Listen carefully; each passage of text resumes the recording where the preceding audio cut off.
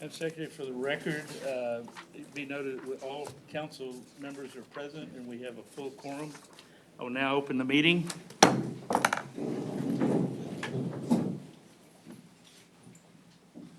Pledge allegiance to the flag of the United States of America and to the republic for which it stands, one nation, under God, indivisible, with liberty and justice for all.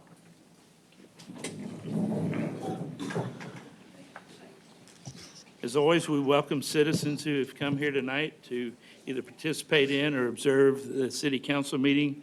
Welcome. I'll move now into items from council.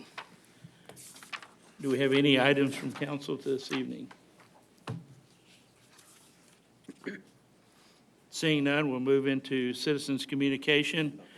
We allow 5 minutes for a citizen to come forth and speak to us on any matter. We do ask, though, that if it's a matter that's covered in one of our public hearings, under item C1 or C2, that you hold your remarks until that time for those specific items.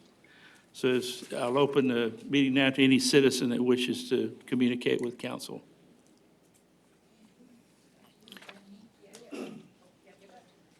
Yeah.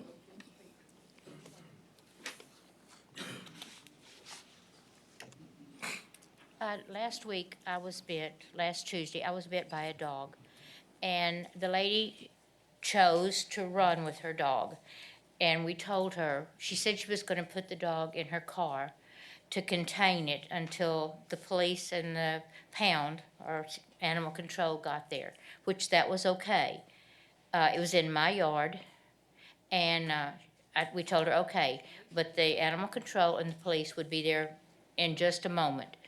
And when she saw the police and animal control drive up, she jumped in her car and she ran. Her mother said she was just going to her house, which was 2 streets the other direction. And when they saw her, they said, "Where's she going?" Her mother said, "She's just going to our house," which was this away. And when she crossed Sam Houston, I said, "No." So they went to her house, and her mother called her on the phone, and she said, no, she wasn't bringing her dog. Animal control has tried every means possible to get the dog back. The police have tried everything. Do we have any other recourse?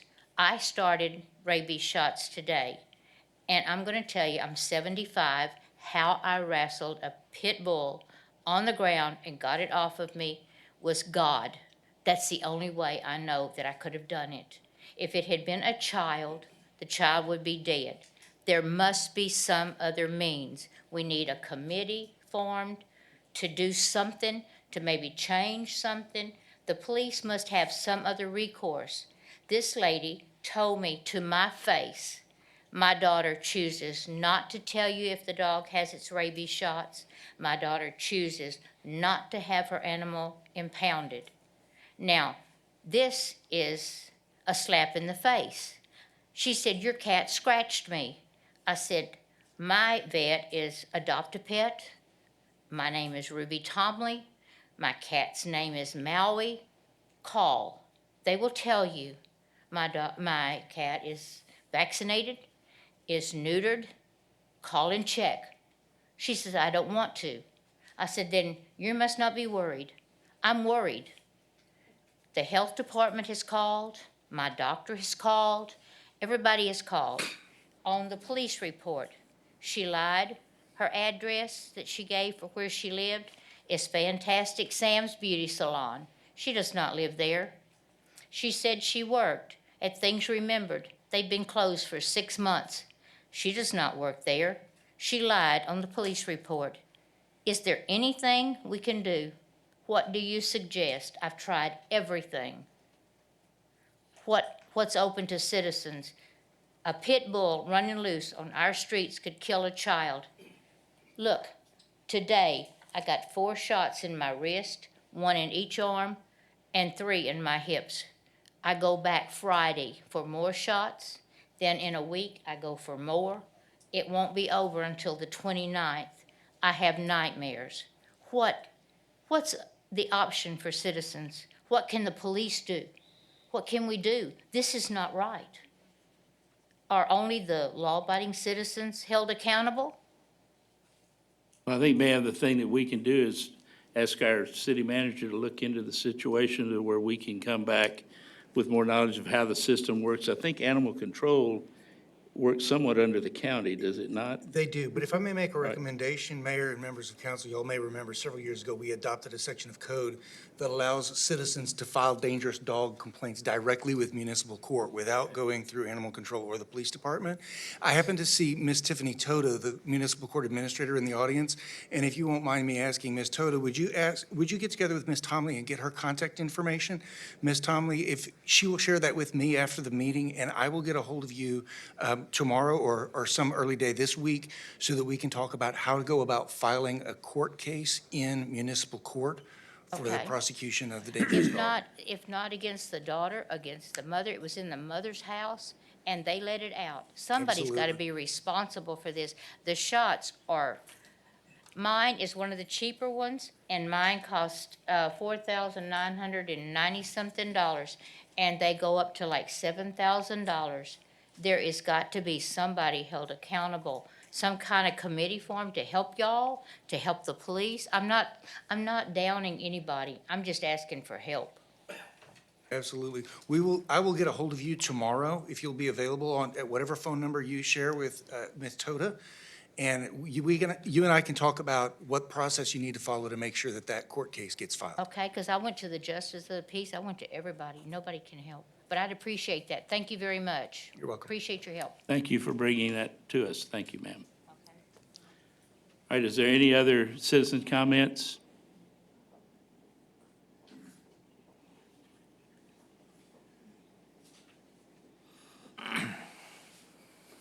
My name is Rick Colley at 305 Beechwood. Excuse me.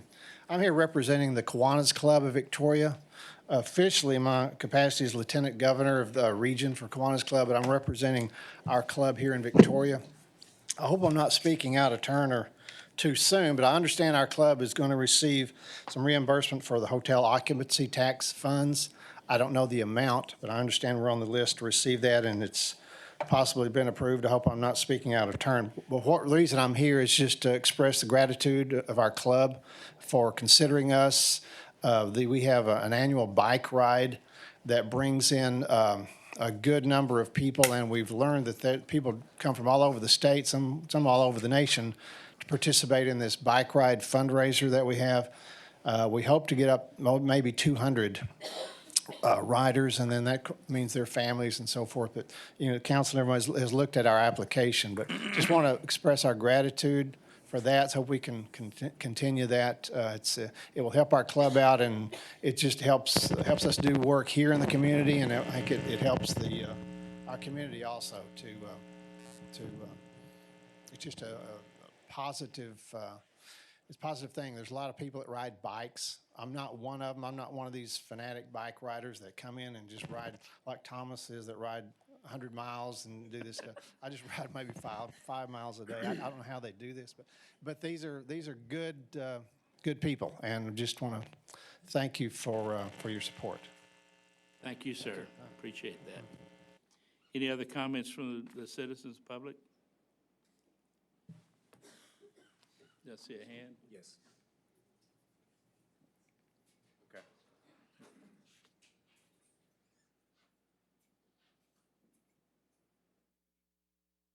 My name is Mackie Thompson, and I was here I guess it's been about a month or so ago, about the homelessness. And I would like to share that hopefully y'all are still engaged in trying to make solutions to the problem that we have with homelessness. And I just wanted to kind of leave it on the table with you guys, and hopefully that one day that consideration will strike the hearts of each of you and make sure that, decisions that are made, sometimes I know it's to the best of what y'all have in mind. With that being said, I just want you guys to kind of keep it on your hearts, keep it on your mind, and keep it in the forefront of people who actually need that particular help or that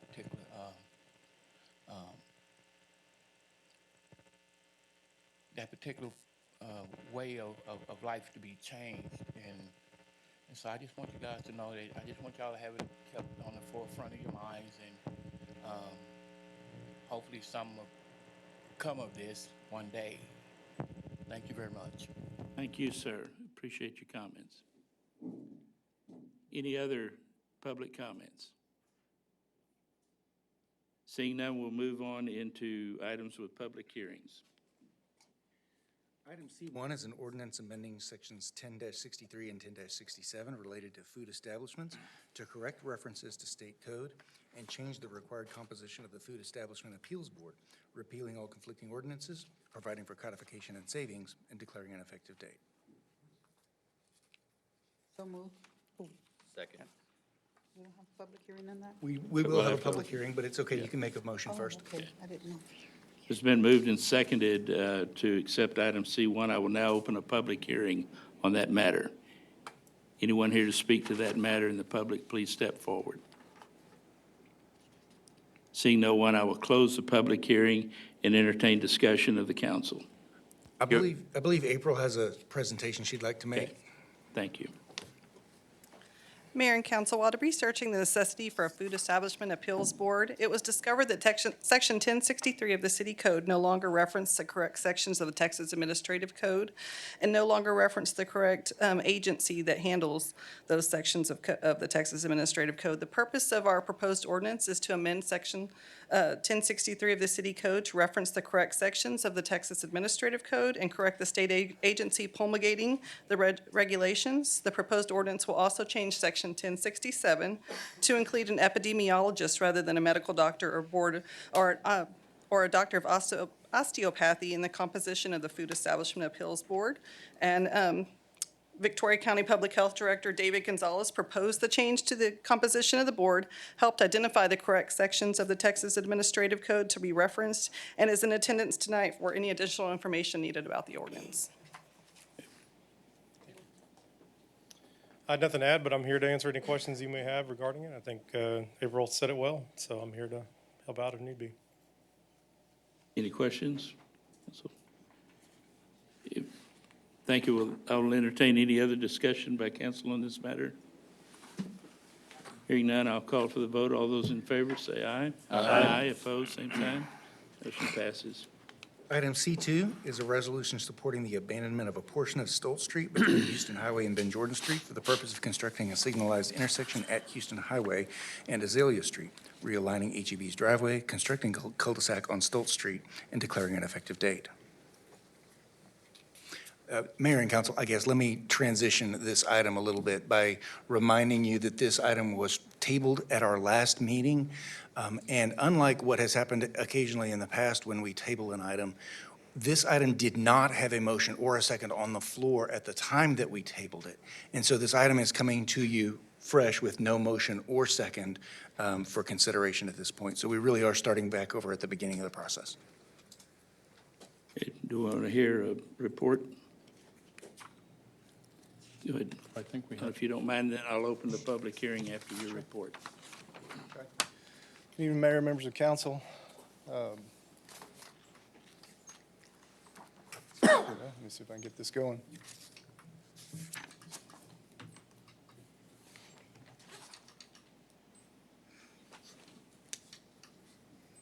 There we go.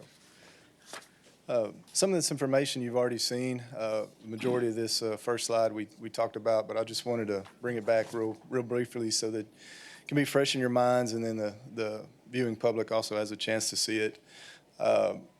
This intersection of Houston Highway, Azalea, and Stolz is nothing new to us. City staff has looked at this several times in the past. About 5 years ago, we looked at closing Stolz, similar to what we're proposing now. At that time, it wasn't pursued due to the same reasons that are concerning y'all. 2 years ago, in an effort to improve the safety in that area, for the pedestrian safety, we worked with AEP to upgrade some lighting so that public walking at night would have improved safety. That project was paid for with CDBG funds and was close to $6,100. As a result of 2 more accidents in the last 2 years, our traffic management team met several times to discuss various options. That team came up with 2 workable solutions that I presented to y'all on October 1st. Those solutions were, 1, to realign Stolz Street to make it intersect with Houston Highway at a 90-degree angle, and then 2, to cul-de-sac Stolz Street, which includes moving HEB's driveway and signalizing the intersection. The first option also included moving HEB's driveway and signalizing the intersection as well.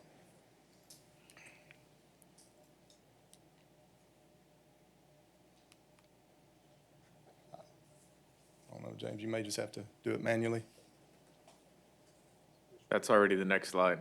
Is it? Okay. So during the October 1st City Council meeting, staff was instructed to look into additional option that was brought up during the discussion. That option will be shown later in this presentation as alternative number 2. In addition, when we were talking with Txdot about that alternative, they brought up a median option, which we'll talk about later, as alternative number 3. We had another option brought to our attention by a citizen, which called for installing a signal on Houston Highway at the driveway of Charlie's Donuts. This driveway basically lines up with one of the driveways of HEB. It's not perfect, but it's pretty close. We discussed that option with Txdot as well, and they stated that they would not participate in this option as they no longer install signals on state roads where it intersects only with private driveways. In addition, there's multiple driveways that conflict at this location. There's 3 or 4 driveways that are very, very close to each other, all within 100 feet, and it makes it signalizing this area very difficult. That same citizen also requested that we look into the option of signalizing the intersection of Stolz and Houston Highway as it currently exists. Visiting with Txdot, they said that this option is not viable as they require a 250 minimum setback from driveway to a road, and from a signal to the first roadway, and this distance between the closest HEB driveway and the new signal would be less than 100 feet.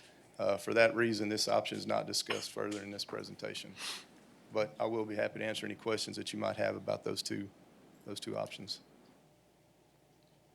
So just to refresh my memory, the options that you presented that I think you're going to review again. Yes, ma'am. Did close the existing HEB driveway that's closest to Stolz. It realigned it, is what it did. Realigned it, Yes, okay, ma'am. because you're talking about that separation. That's the one you're referring to. Right, and we'll talk about those options here in a minute. Okay, so council already also saw this slide on October 1st, but I updated a little bit of information with some vehicle counts. Just to refresh everybody's memories, at this intersection of Azalea and Houston Highway, there's been 6 pedestrian-involved accidents, and one of those was a fatality. We were able to get some vehicle traffic counts from Txdot late today. I know these numbers seem kind of small, or may seem a little bit small, so I want to explain that when we asked Txdot to do this vehicle count, they did a signal count, which entails a 13-hour count rather than a 24-hour count. I don't really understand the logic behind that, but that's what we were told. So it goes from 6 a.m. to 7 p.m. That's what these numbers represent. So at the HEB driveway, we had 407 vehicles. Azalea was 1,261. Stolz and the Houston highways was 1,327. And I think it's important to note that 1,103 of those were basically vehicles exiting Houston Highway and going straight onto Stolz Street. So the majority of that traffic is coming straight off the Houston Highway and kind of turning right for lack of a better term. Looking at those numbers also, if we were to realign HEB driveway with Azalea, that total count would be closer to 1,700 for that intersection.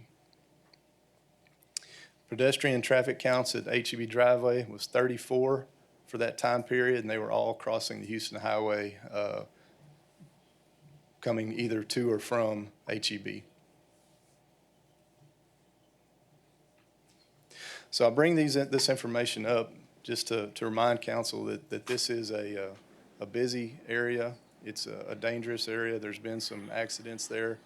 And from a public works standpoint, what we're going to present next is basically just safety and cost. That's where Public Works is making our recommendations from. Fowler, can I just ask you one question? Sure. Those 34 crossings, were they just within that area that we're talking about? Or are you talking the whole area in front of HEB? No, that was coming almost perpendicular, either across Houston Highway. There may have been a little bit of a diagonal, but for the most part, it was coming straight across. Or going Where the entrance to HEB is? Yes, exactly. Okay, okay. Yes. Question two. Sure. The Stolz and Houston Highway 1327 and 1100 were right turns off of Houston Highway. Yeah, so if you see where, I don't know if we can see it with this mouse on this Traveling white east. background. Straight shot. Yeah, it's Yeah. basically a straight shot off the Houston Highway and veering off onto Stolz Street. So is that saying that of 1,300 cars on Houston Highway, 1,100 of them went onto Stolz Street?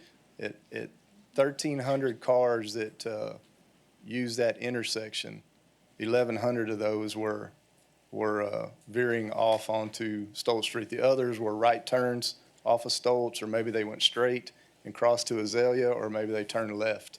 And I don't have that breakdown with me right now, but that's cars using that intersection, one way or the other, 1,300.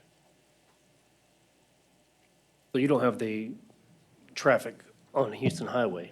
Not the total, do we? Okay. Ken saying we do have the total traffic on Houston Highway.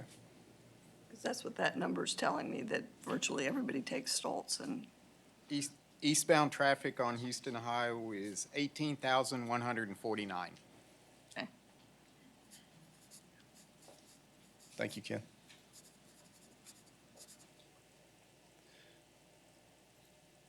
Okay. So next slide. With that being said, and considering safety and cost as Public Works number one and number two priorities, we are still recommending that the cul-de-sac is our recommended option. The cost for that is $140,000 to build the cul-de-sac to the city, plus $160,000 for the sidewalks that we talked about last time, and I'll visit those more again later. And then $400,000 to Txdot for the signal, and HEB has agreed to pay $260,000 estimated for their share to realign their driveway, as you see in this slide. A couple of notes. HEB prefers this option and has agreed to pay for their associated improvements. And I was able to talk to the general manager for Palm Harbor, and he stated that this option would not affect their operations, as they have to get Txdot oversized permits in order to bring their vehicles in, and the routes that Txdot makes them take would bring them most times from the loop or going towards Loop 463. So if they need to load a vehicle on the backside of their property, they're going to come west on Houston Highway, turn left at Ben Jordan, turn right onto Stolz Street, and load their vehicle that way, load their home that way. So this cul-de-sac option, they told me, would not affect their business. thank you for getting that information. Sure, sure. All their other homes would be loaded off of Houston Highway side. Any questions about this option?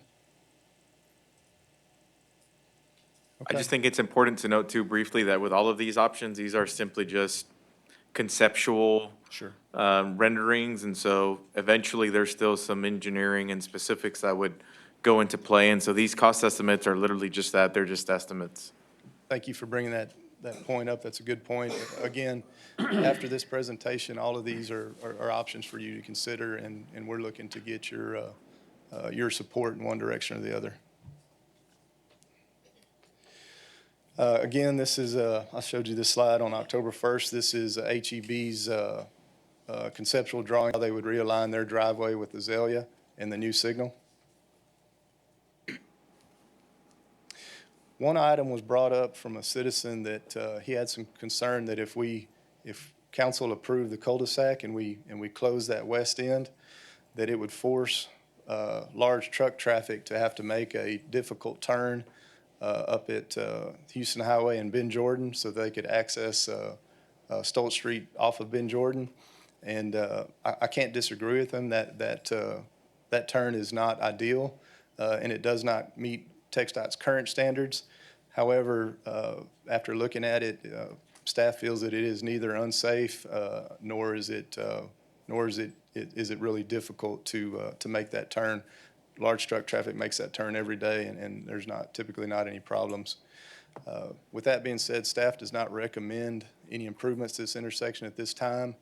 Just for consideration, though, estimated construction costs would be $751,000 to put in a right turn sweep and then extend a right turn only lane down to Stolz Street to make that turn. Any questions on that?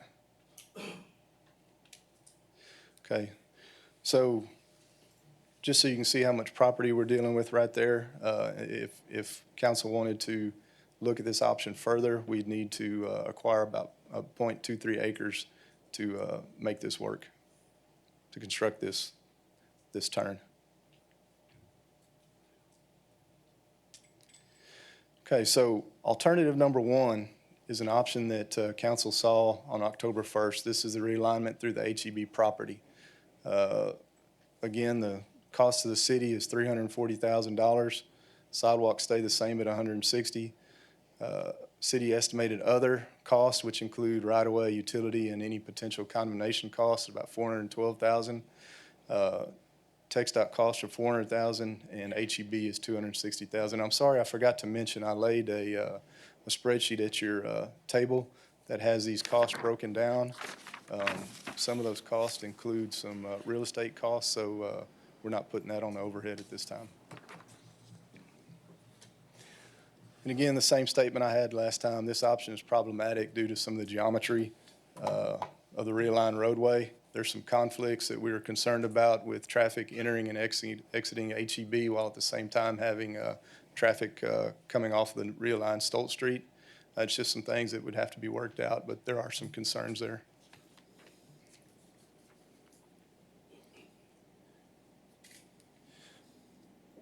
Again, land that that would be required to purchase is about 0.6 acres. You can see this cuts into the frontage of HEB's property and even gets a little bit into one of their detention ponds.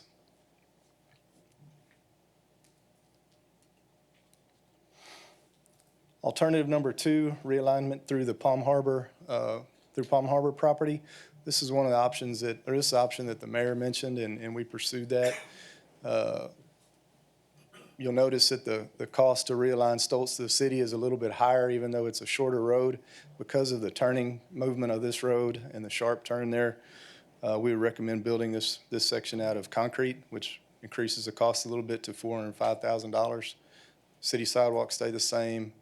Our other costs, which includes the right-of-way, utility, and condemnation costs, comes down a little bit. Txdot and HEB costs stay the same. The mayor also mentioned a possibility of a short median, which would extend just enough to make Stolz Street a right turn in, right turn out only. We talked to Txdot about that, and they said that they were okay with leaving it open without a median, as it meets the 250-foot separation requirement they have. However, they did say that they were open to maybe making this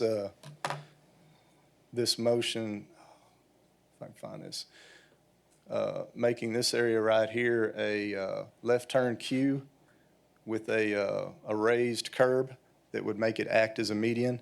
And so if it was deemed necessary, we could extend that back a little bit to make that Stolz Street a right turn in, right turn out only. But that would be done during the final design. Again, this option is problematic, again, due to the geometry of the realigned roadway. There's concerns that we have on the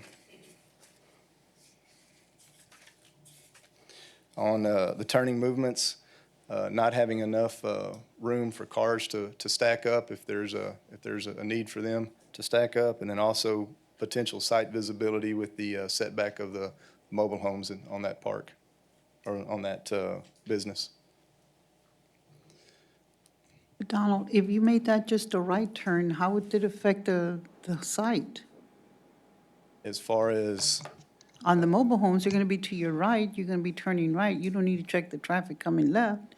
You're gonna be making a right you're turn, making a so right turn. Yes, I ma'am. don't know how the mobile homes are gonna affect if you're turning only right. The only thing, the mobile homes themselves being there, turning only right would be a site visibility, because those, typically, you have a 35-foot setback on state right-of-way, which allows you visibility to see on either side of you what's coming, traffic. This property is grandfathered in, and their setback is much less than that, which may make it difficult to see traffic coming. It just depends. I understand what you're saying, it's just one of our concerns. And it's not even something that those manufactured homes move from time to time, so that what Yeah. obstructs sight It could here change. today may not be the same That's thing. correct, that it could obs- change. It could change it tomorrow. And Absolutely. where would the traffic light be, or would there be a traffic light in Yes, on this option, the traffic light would again be Still where it lined is. up right It'd here. still be there, Yes, sir. Correct. and yet just a short distance further, there'd be another That's turn. the 250-foot. Yeah, Yeah, okay. yeah, there'd be a turn right here. It appears that even if it was cul-de-sac, this option could be revisited in the future if it proved to be real problematic. Sure. I don't see, it really doesn't affect anything else you're doing. You would just take that cul-de-sac, abandon it, and look at another option. Yeah, on the the surface, future. that sounds correct. It would just, that approach would cost us money now and money in the future, though. Well, I mean, but it's available, Right. it's a possibly available. Is that the same place that the cul-de-sac is now, the proposed? The cul-de-sac would be just to the west of Just to where the that turn small area radius there. is. And I can go back and show you Very close to it. right there. Now, while that one's in my mind, Back go to the other forward. one? Okay, Okay, Back. go back one. back one. There you go. All right, Okay, right here, yeah. okay.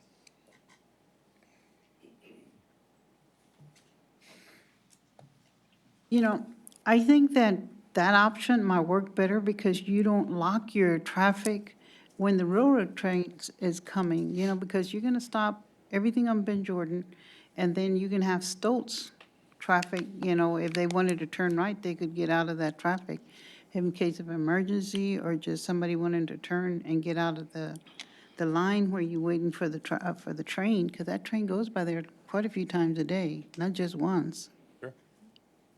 You know, so I like this option, although it might cost more because you don't block the exit to Stolz.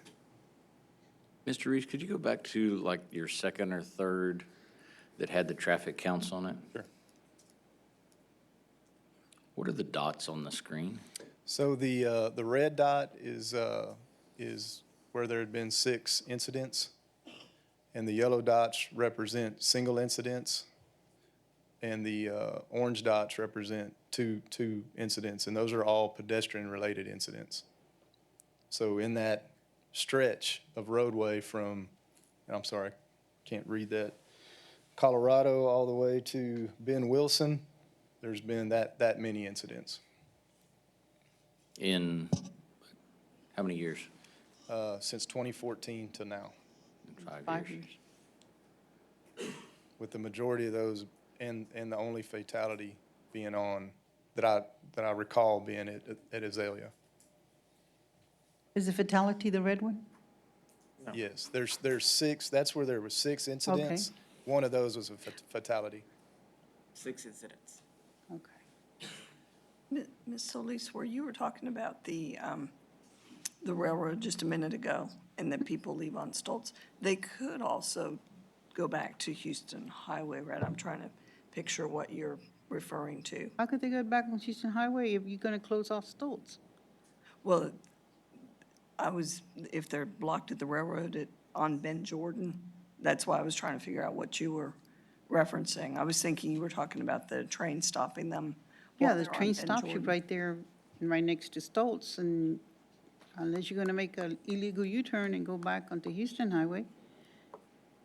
because you're standing in line. You got a bunch of cars, and you got two Right. lines right there. You can And either turn left and turn- make an illegal U-turn, or you can turn right on Stolz and On get out of the Stolz. line. Okay. It- Thank you. And you have a very short space between Stolz and Ben Jordan, so that traffic gets, I mean, really tight right there. I don't live too far from there, For so. for the record, too, I think it goes back to when Mr. Logan was here last meeting. And I think he was quoted, his comments were quoted today that he was concerned about it affect his business. That's not what I heard from Mr. Logan.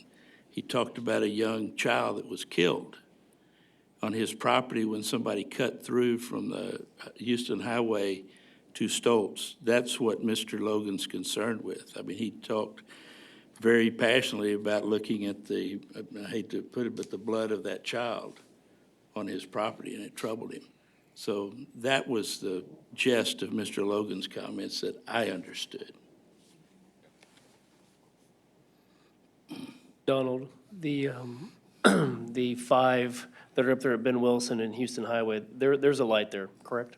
I'm sorry, repeat that, The please. five, the two orange and the yellow, Yes, at Ben that Wilson? accounts for five pedestrian vehicle accidents, correct?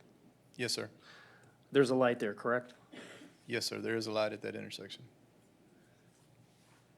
So we got a light there. Yeah, whether pedestrians choose to use it properly is another thing, but it still is an issue. The six here, it bothers me not only for the pedestrians, it does bother me for the drivers, because they're the ones that got to live with it as well, through no fault usually of their own.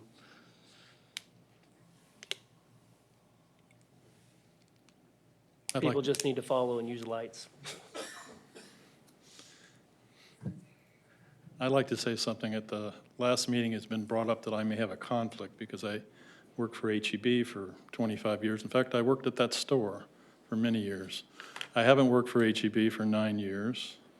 I don't receive any profits, although it would be nice if I did. I've talked to the lawyer. The advocate called me. I've talked to an ethics professor, and they all feel that I should be able to talk about the issue. It's not just people walking across the road. There have been traffic accidents along that road by Stolz and Houston Highway too, and that hasn't even been mentioned. I don't know how many fender benders there have been. When I used to work there were fender benders all the time. To me, it's a safety issue, just like you brought up, and it's a matter of how much it costs to put in we're going from 300,000 to 750,000 or 662,000. That's a lot of money. I think it's a shortcut, but people would go the other way if that street was closed off. It's a safety issue. We need to address it. This is Txdot's recommendation, and I'm for it, the first recommendation. I'm also for the first recommendation, the cul-de-sac. There's been many more accidents there than what's being stated here in the last couple of years. And there's been a lot of deaths there also. I know, I worked them.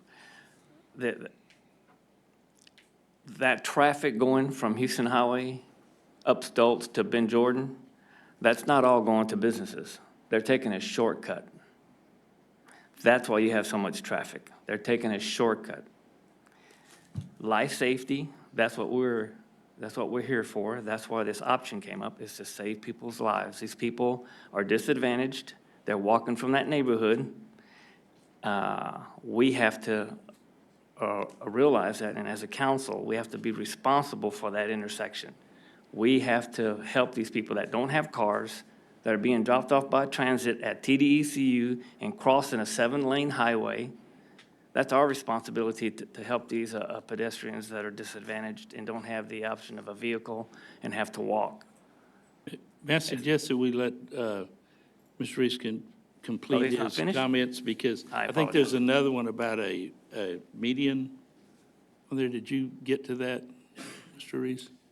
I think I was right here, and I was just going to finish alternative number 2 by saying that this is it would require us we'd have to acquire 1.2 or 0.12 acres to construct this option. With the three options that we've mentioned so far, we would highly recommend a sidewalk be built down East San Antonio to Azalea, and then come down Azalea to where the sidewalk currently ends at the TDCU property. That's approximately 800 feet. It'd be built 4 foot wide, ADA compliant. There is some drainage issues that we'd have to close some ditches to get this built, but price on that would be about $160,000. We'd recommend funding that with CDBG funds. The final alternative is a median from Laurent to Ben Jordan with no openings. Note, this one does not include a signal. Timing would be about $600,000 to Txdot. Timing for this is unknown, and I say that because if Txdot were to abandon the signal project, they'd have to go back and apply for new safety money, and that takes time to get the approval. And so we're looking at probably 2+ years before we'd possibly put this median in. A note here is that this does nothing to improve pedestrian safety other than to give them a narrow refuge in the middle of the street, and that refuge would not be handicap friendly. Or HEB cart friendly. Absolutely, HEB cart friendly, that's true. If we went with this alternative, staff would not recommend constructing the sidewalk, because what that does is encourages people to cross at an unsignalized intersection. So we would recommend not even spending that $160,000 on that. Speaking with representatives from HEB and Palm Harbor, they are not in favor of this option at all. Okay. What's the distance between their two driveways? Any idea? I do not, I'm sorry, I didn't measure that. Are those two driveways that exist? Currently? Do they have to be 250 feet apart? It's going to be close to that 250, but I don't have exact. I mean, if you're scaling it from kind of that previous slide that I had that measured out the 250, it looks pretty close, but I don't have the exact. But I think you mean now, right? Yeah, now, yeah. As it sits right now, I think it'd be real close to 250. Mayor and council, before we jump into the discussion, and I know that you guys will have lots of discussion on this issue, I could have done a better job last week of clarifying that you have the opportunity to amend the resolution that was presented to you, as you have done it with other items in the past. The resolution that's in your packet and that is being recommended for approval is based on the recommended option that staff has brought forward. But of course, since he is presenting alternatives, we're prepared to make amendments to that resolution if that's what council desires to do. Well, if there's no more questions for Mr. Reese, I would like to open the public hearing to hear from the public before we do our formal deliberations. Does anybody have any issues with that? If not, I'm going to go ahead and open the public hearing.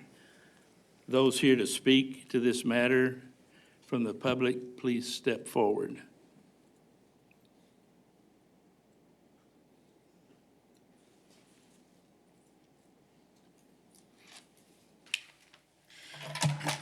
Thank you. My name is Pino Flores. I'm a general sales manager with Palm Harbor. Been there for about 15 years. So our location there has been there since the 70s.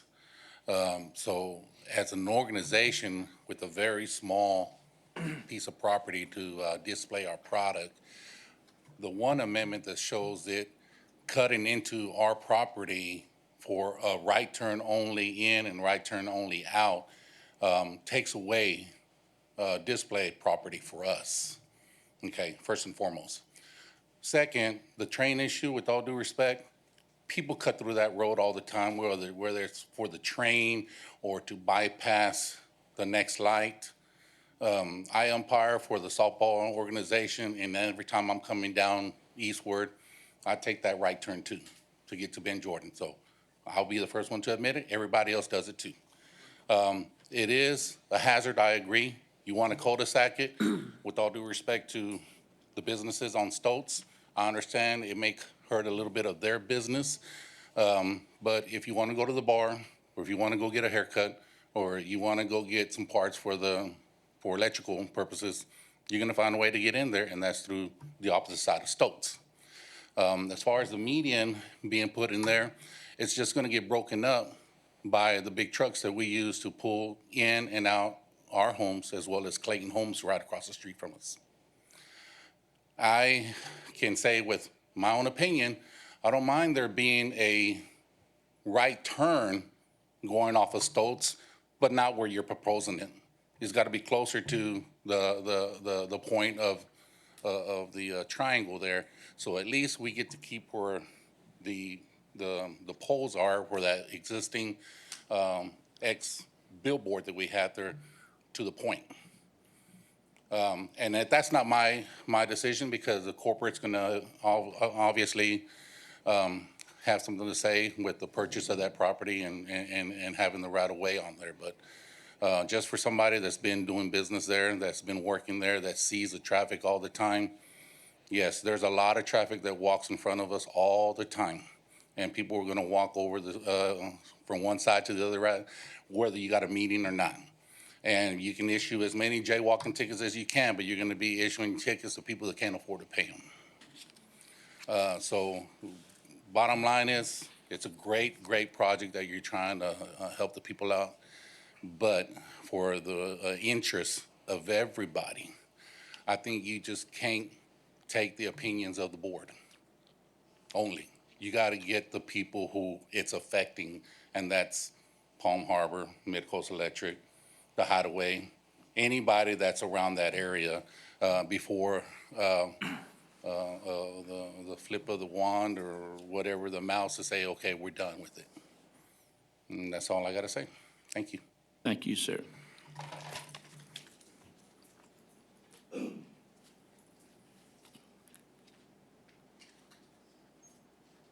My name is Steve Barker, and I'm with Mid-Coast Electric, and we've been on Stolz Street for quite a while as well. And we are not opposed at all to reconfiguring Stolz Street. Our biggest concern is the lack of entrance when the train is blocking. I believe you've discussed that option already. When the train stacks up, we have no way to get our customers, our employees, emergency vehicles in at that time. So please consider this when you evaluate these proposals. That's really all I have. Thank you.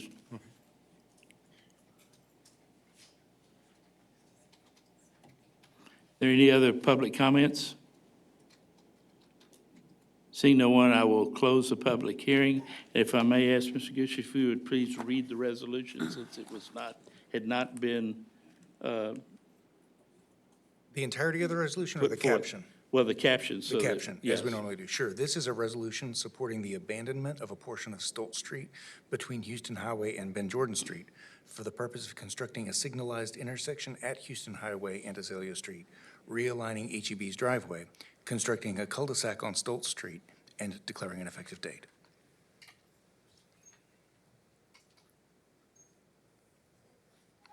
Make a motion, we approve the I ordinance second, as written. I second it. All right, it's been moved and seconded to approve the motion. And I'll entertain discussion. I'd like to make a point.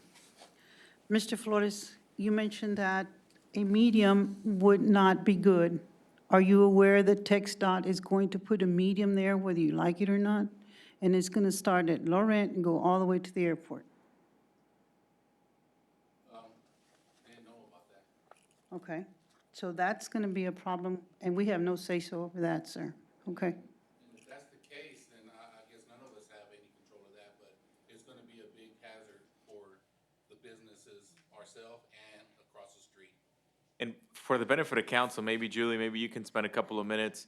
Of course, Councilwoman Solis has the benefit of serving on the MPO board and is somewhat familiar with this project, but for the benefit of the public that might be watching here and the rest of council, Julie can briefly talk about that project. Sure, and I also left a brief synopsis of the MTP or MPO's project on the dais as well. But as you know, every 5 years, the MPO updates its long-range transportation plan, which is called our MTP, Metropolitan Transportation Plan. And that is a plan that is countywide. The MPO serves the entire Victoria County area. So part of that planning process is, of course, a lot of public input and developing projects that will be built on system roads. So we're only talking about Txdot facilities within Victoria County. And so out of that planning process, we develop a list of projects, and that list of projects has to be fiscally constrained. And so every 5 years, we get a new list of projects that will then be put to construction, design and construction. So we're in the middle of that plan. We have a list of 11 proposed projects. It's obviously in draft format, but the median Boulevard Houston Highway project right now is ranked as a number 2 project. And that calls for a median between actually Main Street and all the way to the Victoria Airport. Also includes curb and gutter on portions of the Houston Highway where it doesn't currently exist, and installing lighting and sidewalks all along Houston Highway. As we do any median project, there potentially signals would be added. The median brakes would have to be designed, and that would all go through its own lengthy public design process or public process in the design. But currently, I really can't tell you how that project is going to end up in our MTP. So as I mentioned, the plan has to be fiscally constrained. So we have 11 projects, and we only get so much money from Txdot over those 5 years. It's approximately $68 to $72 million.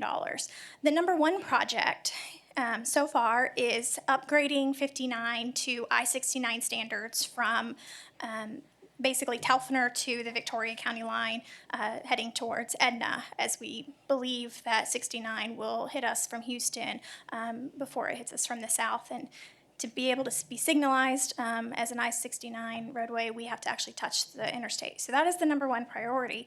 That, of course, is a huge project and could very well eat up all of our funding.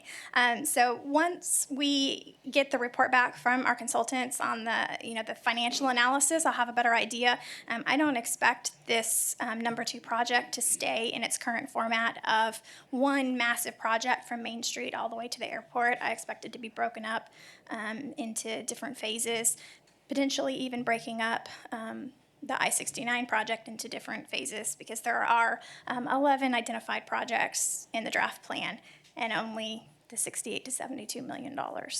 So stay tuned. In April, we will have a lot more information for y'all. Do you feel as if Txdot chooses that section here is one of the early phases of that project, would they then consider improvements of that turn as part of their work? Clarifying comment real quick, that this process is our process. This process is the process of the MPO. And so it's not just Txdot coming in and saying, this is what you're gonna do. This entire process of this plan is getting the community involved with having a choice of developing the projects and priorities that are funded with Txdot dollars.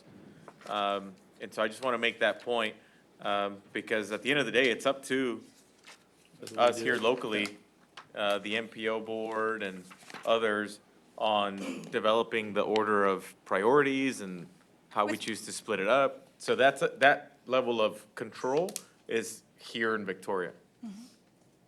So I just want to make that clarifying point.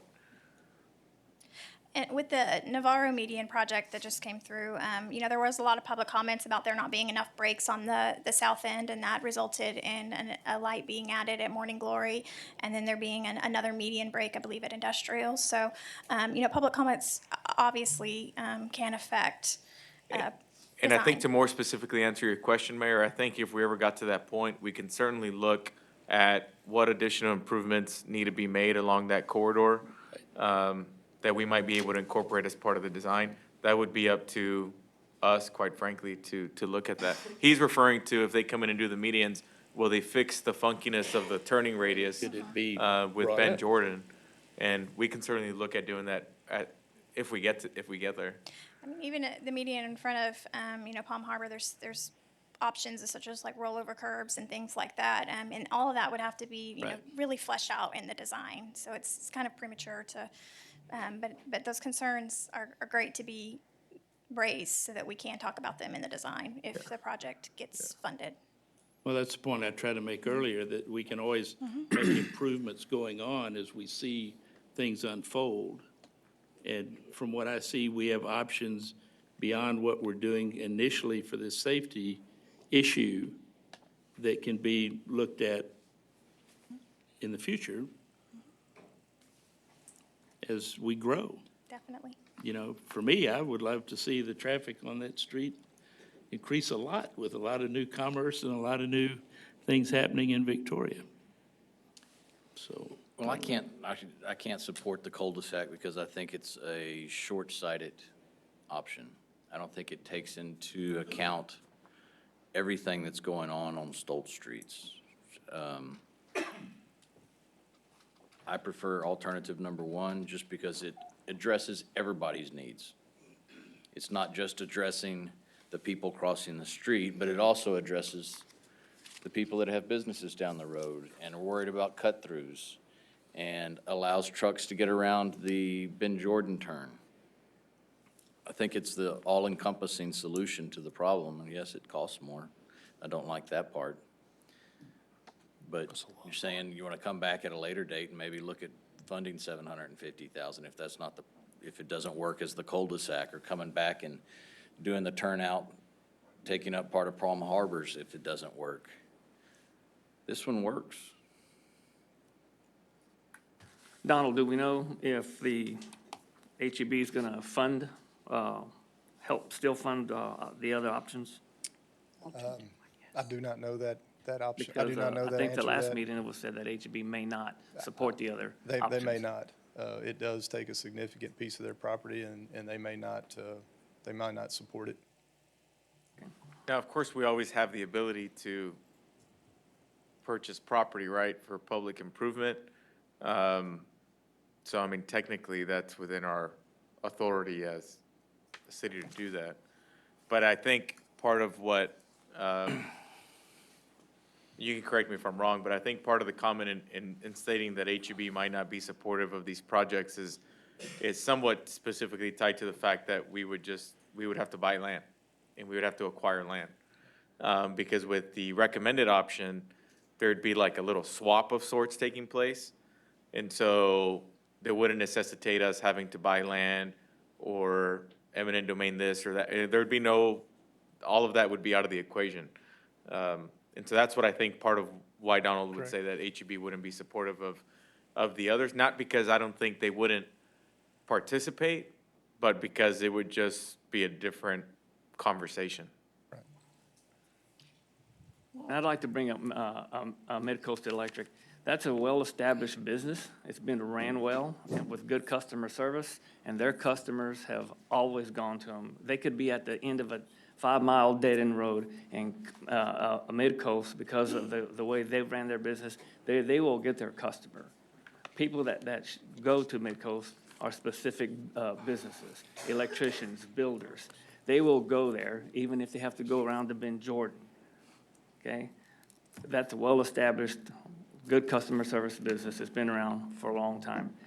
That's a very short street. It's used mostly for a shortcut. It's dangerous, and we need to fix it.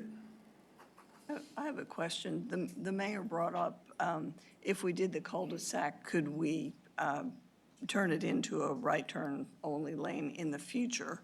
And of course, the answer was that it would cost more money because we were doing part of it now and part of it later. And of course, Palm Harbor was concerned about that because it would cut off some of their property. Kind of long-term, if we were to cul-de-sac it, I don't know how all these plans and things fit together, could we put that extension road onto the thoroughfare plan so that if there was a change in land use, that we would already be set up at that point? And is that That question on. Yes, absolutely. I mean, it would take an amendment of the third plan that would come to council for approval, and then if there was ever any redevelopment of the property that required plating, then at that time, we would require the dedication. Can y'all pull up the site plan again?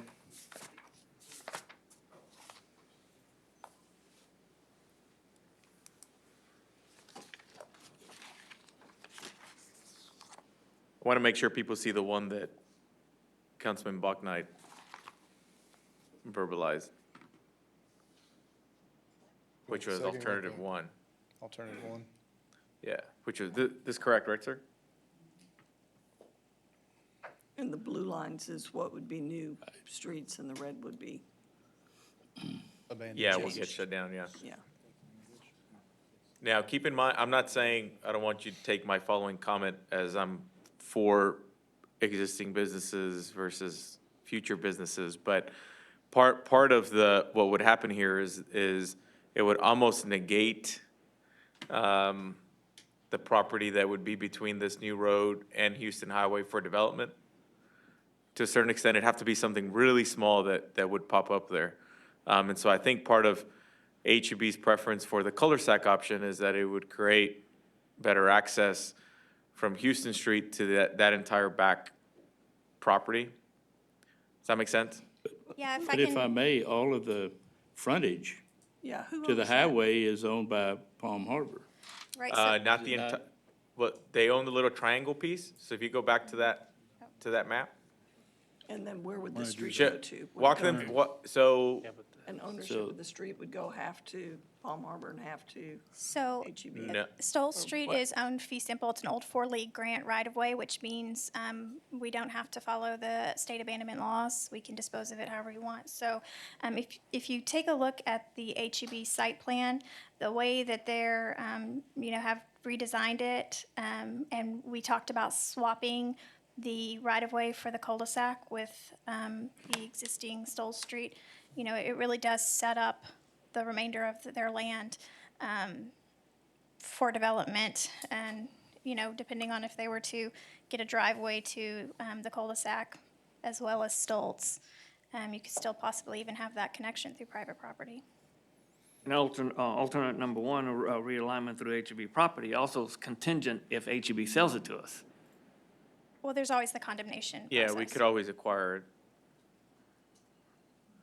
I mean, I'm not saying it'd be pretty, but And that's gonna hinder their growth if It's they, an option. when they choose to build that, HEB plus back there. No, because they already have it down here.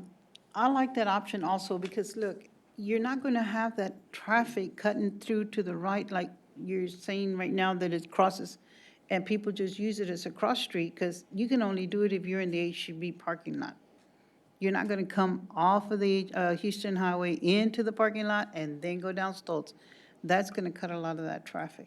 But if it cuts a lot of traffic, that defeats the purpose of building the road to accommodate the traffic and really supports the cul-de-sac. No, because it's only going to support the traffic that needs to be there for the businesses. It's going to cut away all those people that just cross across there for convenience sake.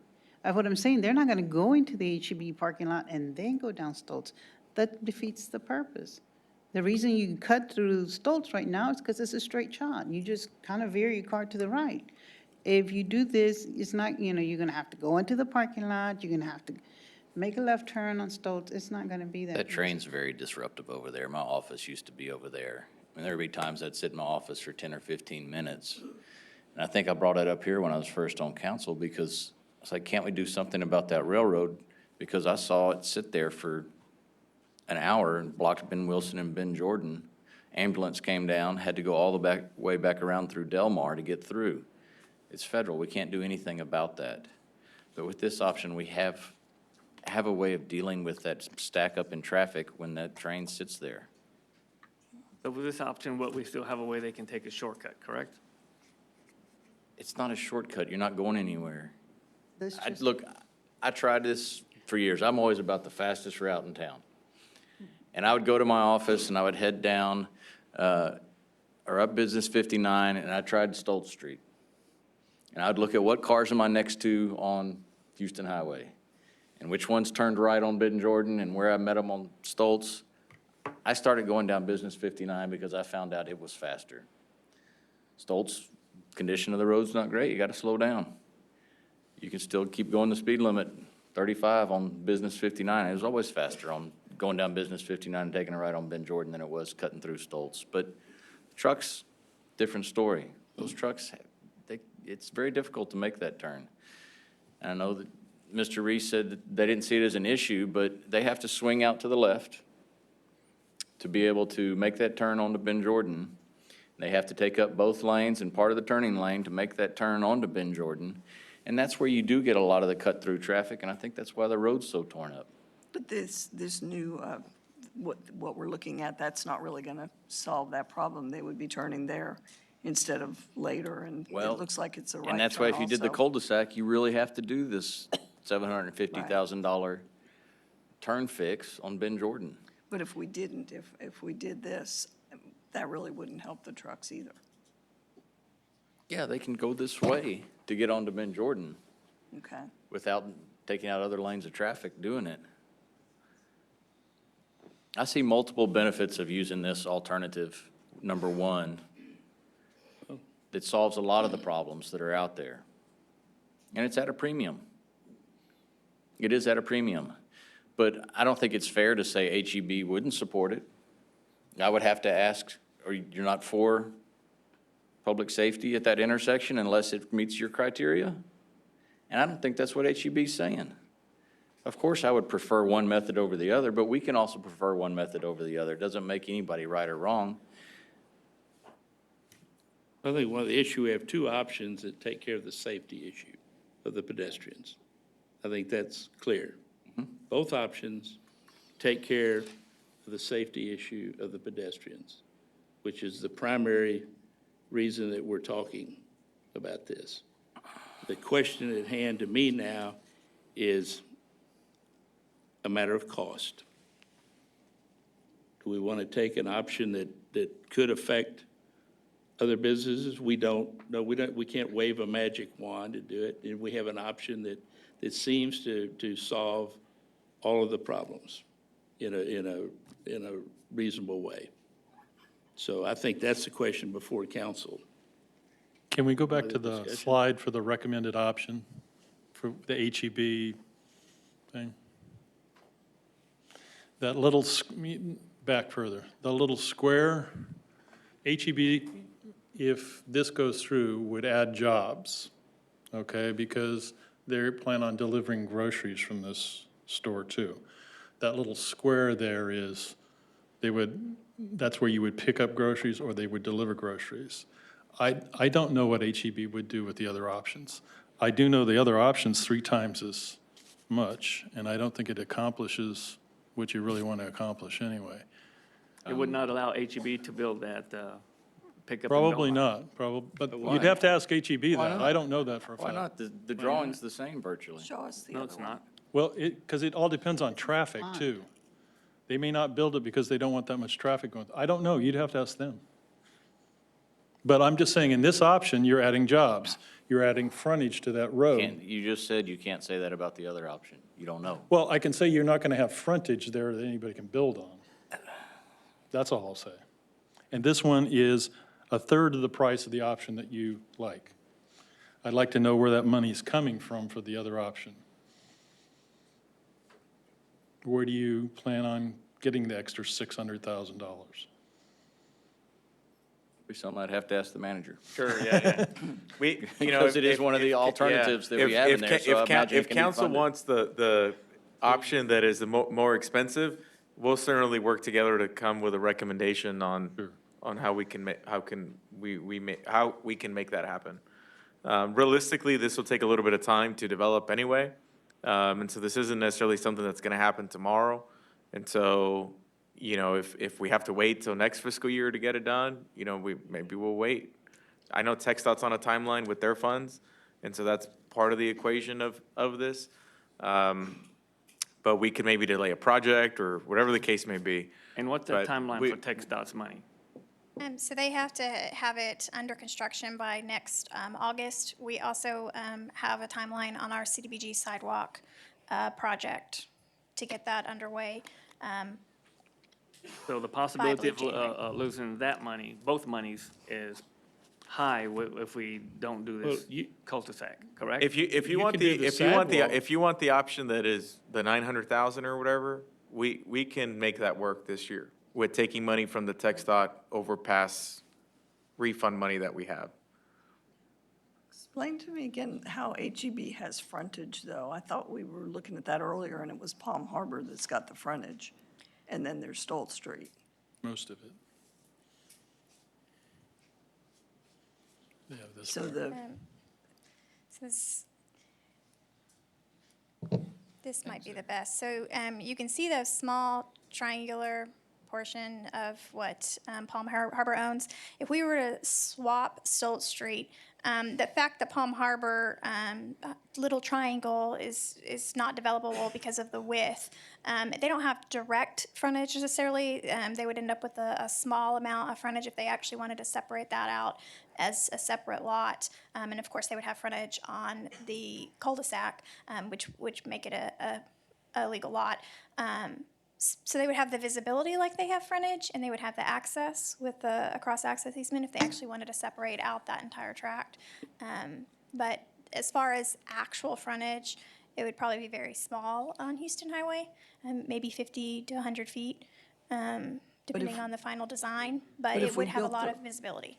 but if we built the road through the HEB tract, then they would have frontage on the new part of Stolz Street, Yes. not so, that one, the other one. There, they would have frontage on Stolz Street. I want to They point they out, wouldn't have any less frontage on Houston Highway than they already That have. would depend upon if we wanted to grant HEB the remainder of Stolz Street. I see. I want to point out that pickup area that you mentioned earlier is still delineated on this photo right here. If I may, if we moved forward tonight, I think everybody understands we're gonna have a signal at that intersection. That's a given, I think, from everybody's options. The number two thing is we're gonna need a sidewalk to direct people.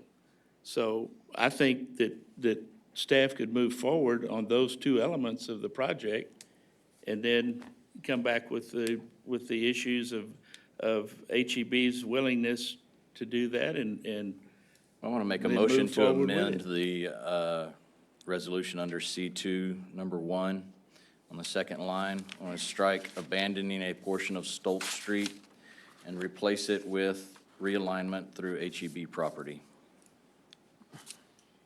That amendment would effectively implement alternative one, the realignment of Stolz Street through HEB's property. If you're reading the resolution and noticing there's a lot of other references to the cul-de-sac, those other references are above the bold line, now therefore be it resolved. And those are historical background statements that are not necessarily binding on the resolution. And so we can correct only that one part that he's mentioning, and we are effectively then supporting alternative number one. I second the motion. all right, we have a motion and a second to amend the resolution. Before we go there, Yeah, you know, I- and I I- know that, I'm sorry, It's I'll let you okay. talk. No, it's okay. Go My, ahead. my concern with that is funding. And I know that we're gonna leave it to staff, but we're gonna tell some other projects that, sorry, we're not doing that, which we were planning on. And I don't know what projects those are. And I have a hard time committing to something when I don't know.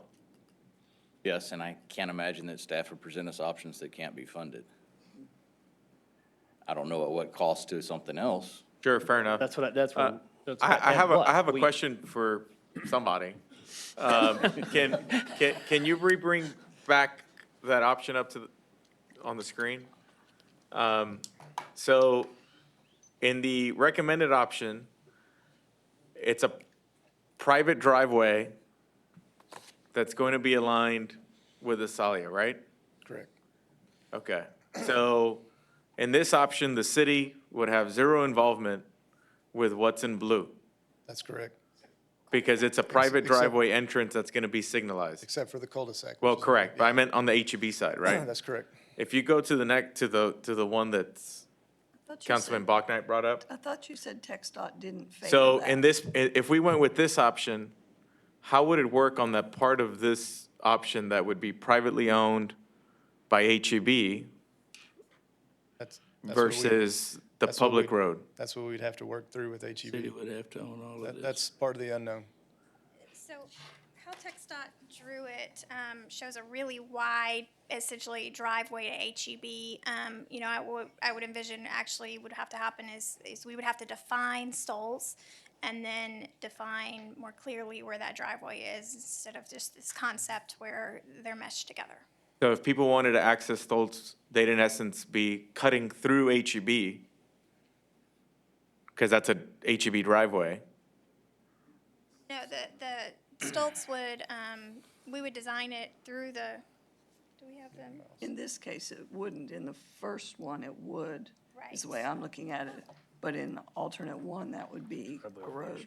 So if you would imagine that that a too. line would be here, Got which it. would basically be the Stolz Street right of way, and then we would have to define a driveway to HEB.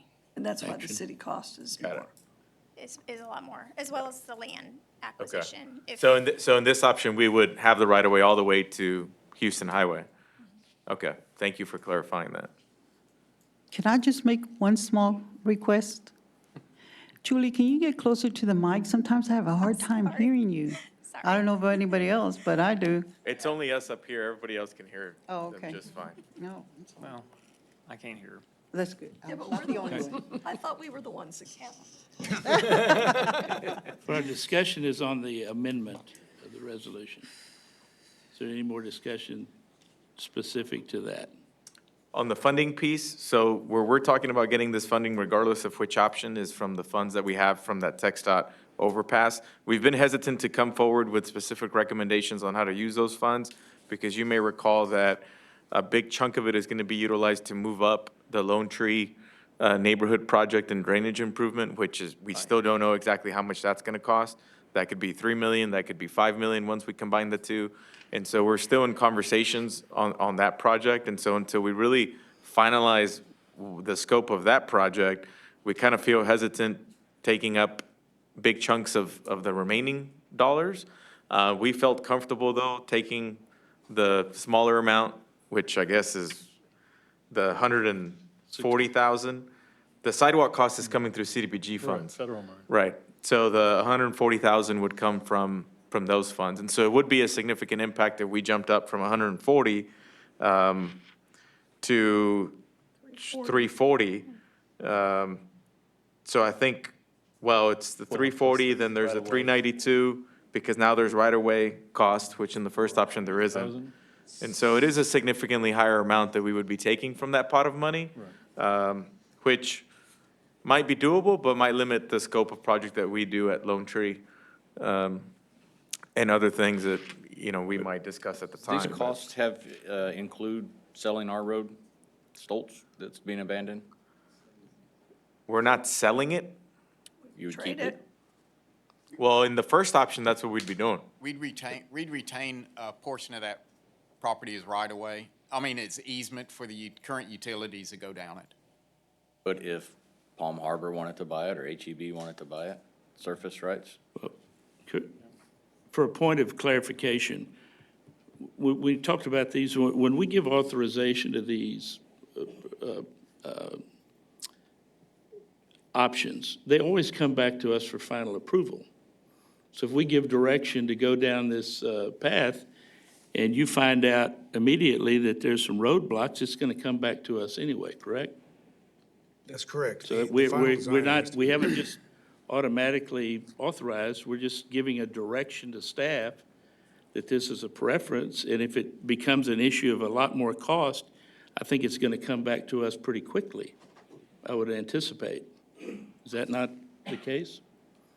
Because we brought up the language of some of the resolutions that they sounded so definitive, and yet I was told that they're not as definitive as they sound, because this is a direction to staff of a preference to move forward on.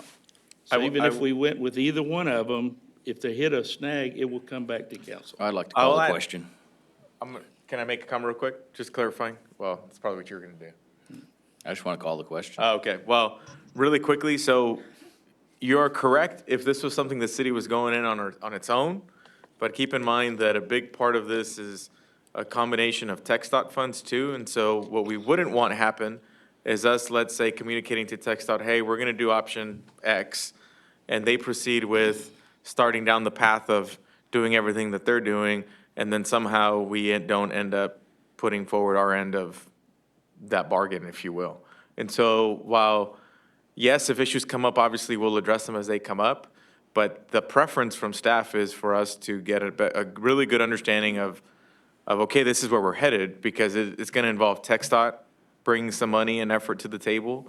It might lead to H-E-B bringing some money and effort to the table. You know, how H-E-B designs that driveway really makes a big difference on how that happens, depending on which option we proceed with now. And so there are a lot of different things at play. I think Mr. There's been a Balknight's called the question. Thank you. Okay. So having said that, I will call a vote on the amendment to essentially go to option alternate 1. Is that correct, Mr. Balknight? Yes, sir. So all those in favor of that direction, say aye. Aye. Aye.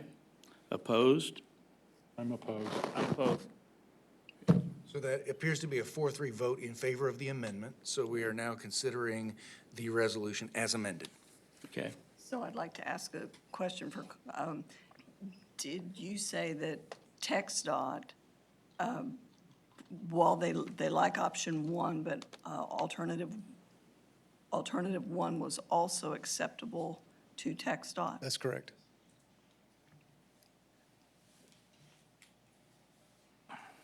Okay, so now we have the amended resolution on the floor. All those in favor of the amended resolution? Excuse me, any further discussion? Oh, the amended. When will we get back information on what's acceptable to Txdot and H-E-B about this alternative? This is an alternative suggested, but it hasn't been run by H-E-B and it hasn't been run by Txdot. When will Txdot that drew this happen? picture. Right. I beg your pardon? Txdot drew this picture that's up on the screen. Txdot is aware of this option. So they would be in favor of this option then? Txdot is okay with this option, that's Okay. correct. How long will it take to get H-E-B? We'll reach out to them tomorrow and start working with them. I can't tell you how long it'll take for them to respond, but we'll start immediately. I think the important point is just giving a direction to get moving, to get these answers as quickly as possible, is the way I see When the it. answers are gonna happen? But what's also important, that we're responsible for taxpayers' money And also. that is correct. That is correct. But I think each option that we've considered tonight addresses the singular thing that we're talking about is the safety of those pedestrians. Okay. So then, no further discussion, then I will call a vote. All those in favor of the amended resolution, say aye. Aye. Aye. Opposed? Me. Thank you. All right, thank you, gentlemen and ladies. Mayor and council, that takes us to the consent agenda.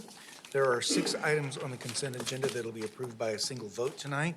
They are first, the approval of minutes of the regular meeting of October 1st, 2019. Second, a resolution authorizing the city manager to execute an amendment to the agreement between Victoria Metropolitan Planning Organization and Alliance Transportation Group to extend the term of the agreement and declaring an effective date. Third, a resolution authorizing the city manager to execute the 29th Amendment to the Containerized Commercial Solid Waste Collection and Disposal Services Contract with Waste Management of Texas Incorporated to allow modified fees for commercial solid waste collection services, on-demand household hazardous waste collection services, and residential recyclable collection services, and declaring an effective date. The fourth is a resolution approving the purchase of uniforms for fire department employees in an estimated amount of $58,000 for fiscal year 2019-2020 via government cooperative contracts from Gulls LLC, authorizing the city manager to execute all documents necessary to complete the purchase and declaring an effective date. The fifth is a resolution approving the purchase of ammunition from GT Distributors in the amount of $64,170.10 for the Victoria Police Department Training Unit and SWAT Team, authorizing the city manager to execute all documents necessary to complete the purchase and declaring an effective date. And the sixth is a resolution authorizing the city manager to execute the first renewal of one fiscal year 2019 grounds maintenance and mowing contract of the City of Victoria Properties with Jessica de la Vega doing business as Very Popular Landscaping in the amount of $99,442 and declaring an effective date. Move we accept the consent agenda as read. Second? There's a motion and a second to accept the consent agenda. All those in favor? Aye. Opposed? Same sign. Item E1 is a resolution appointing a new member to the Library Advisory Board and declaring an effective date. So moved. What, Oh, Nobody have that. Who are we selecting? sorry. Yeah, we do need to fill in the blank in the resolution. I'm you sorry. want I to paused a appoint, you want to little bit appoint all longer of than the you above? expected. So just really briefly, just to kind of tee up, so one of the items that we want to be more conscious of as staff is providing context to not only council, but also the viewing public that might be viewing what we're doing on TV. And so we want to start getting in the habit of doing a better job of presenting a more thorough product to you and to the public. And so that goes even to the extent of when we make appointments. So they have a very short presentation just to remind you all on, what the board does. So, Okay. Thank you. thank you. So this evening, April and I would like to give you an update and review on the status of the Library Advisory Board. This advisory board was established through bylaws in 1977. The board has a central role in assisting the library of achieving its mission, including meeting early literacy goals, providing access to both physical materials and electronic materials and technology, and helping our community connect through our programs for all ages, and having a physical location for meeting space, studying, and co-working space. So in order to achieve all of this, we have some set areas of focus for this board. I want to review those quickly with you. The main areas of focus for the Library Advisory Board include that they are the liaison between the community and the governing bodies and library management, the connector between all of those. They provide the feedback to library management in areas of policy, planning, and library goals. They are an advocate for library budget and monetary support. They are an advocate and support legislative initiatives concerning the library. And they perform other duties and functions as delegated by the city and county. So I wanted to just review our board composition. So all of our appointments are for 3 years on our board. City appointees may serve 2 consecutive terms. County appointees may serve 3 consecutive terms. And I've given you a breakdown of what the board currently looks like. So we have 4 positions that are county appointed. Those are currently held by Brandy Jackson, Robin Knipling, Liz Morganroth, and 1 vacant position. We also have 4 positions that are city appointed. Currently, those positions are held by Destiny Nicole Hood, Kim Rayleigh Pickens, Tony Vasquez, and the vacant position that you are appointing tonight. And then we have a 3rd box. We have a joint city-county position, and that is held by Carl Ruschop. That is approved by both the city council and the county commissioners. We have our Friends of the Library board president, which is Shirley Clements. And then Barbara Lack and Mary Jane Schertz are co-sharing the position for the Bronte Club representative. Now I'm going to let April go over some of the other details about the city appointees. Tony Vasquez is currently in his 1st term, which expires in October 2020. Kim Pickens is in her 2nd term, which expires in October of 2020. And Destiny Nicole was very recently appointed to her 1st term, which expires in August of 2022. Carl Ruschop, I believe his appointment will expire in 2020 as well. The resolution does fill the vacancy, the city appointee vacancy on the board, and we do have applications from Adalia, Dolly Alexander, and Brittany Dearlam to consider. Dana did speak with each applicant about their reasons for wishing to be appointed, their education and experience, as well as other voluntary experiences they possess. I did lay the answers to those questions on the dais. Briefly, Ms. Alexander explained that she has spent a lot of time in libraries reading and researching, including the research for her master's degree. Ms. Alexander feels she has much to offer the marginalized people in the community and has a heart for supporting organizations that work with those individuals. She wants to be more involved with the city and learn more about it. Ms. Alexander holds a bachelor's degree in multidisciplinary and Chicano studies, a master's degree in education, and has received her legal assistant degree. She has previously volunteered with the El Paso Business Women's Association mentoring young girls, is currently involved with CASA here in Victoria, and works as an election judge in Victoria County. Ms. Alexander has volunteered at Boot Fest and is a member of the Civilian Police Academy. Ms. Dearlam stated that she returned to Victoria to raise her family, wants to be involved in things that make a difference to children, and wants excellent programming at the library. She holds a bachelor's degree in economics from Texas A&M, previously worked as a teacher teaching Title I reading. Ms. Dearlam has taught 3rd and 4th grade for 2 years and currently works in the financial field. She said although her focus is in math, she does love the arts as well. She is currently focused on raising her 3 young children, volunteering with the children at her church, and serves on the Planning Commission.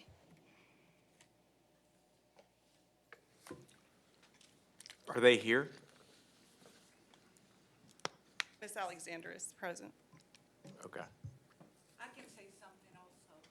that's up to the mayor. I'd just like to say for the viewing public, people that apply for positions don't routinely come. This is the first time we've seen a presentation like this, and so I don't want folks that have applied for positions to think that they missed something. Although it's always welcome when they come. Right. Well, you should be able to know who you're appointing. Right. So Mayor and Council, I suppose the next step would be for us to determine which applicant you would like to nominate to fill in the blank on the resolution before we take up the resolution for consideration. And what we have done in the past is to have a ballot for you to vote on the person that you would like to see in the ballot. And then we would simply count the ballots and I'll announce the results. I will remind the viewing public that we do not have secret ballots at City Council and that these documents are available for public inspection. They are retained in the City Secretary's office and available if anyone would like to see a copy of it. We simply do this for convenience. I have passed out ballots that include the 2 applicants' names on the ballot and multiple other blanks in case someone would like to add a write-in candidate. If you would please put your name, council members, at the top of the form, and you can circle one of the 2 names and pass that ballot back to me. I will tabulate those and Thank you. Thank you. get you the result. There's another copy. I do. I think I handed them on There there. you go. While we're voting to Ms. Scott's comment, I think in the future, I really love the process that we're bringing, getting more serious about our appointments and stuff. And I would like in the future that all people who are nominated are invited to come speak Well, they always to have us. been. All right, but I mean, in a formal way, so that I gathered from your comment that we may not have done this before. Right, exactly, and I Okay. didn't want the public to feel like, this was the first time, and I don't know whether these applicants were warned about it. It was brand new to Right. me. I wasn't aware that this was going to happen. Present it in this manner, but we've had previous applicants for different positions come and they speak during public comments at the beginning of the meeting because it's not an item on the agenda for public comment. And I think your most recent appointment to the library board, she came and I think spoke Yeah. Public during comments. Right. public comment. That's That's another the thing. appropriate time to do it. And Ms. Dearlam did for Planning Commission just recently as well. Right. But it's not necessary that they come on the date of the appointment. Sometimes that date is not convenient. I remember people coming weeks before. Right. I think we can be a little more formal in how we propose that, but I think in citizens' comment, they can certainly make the comment.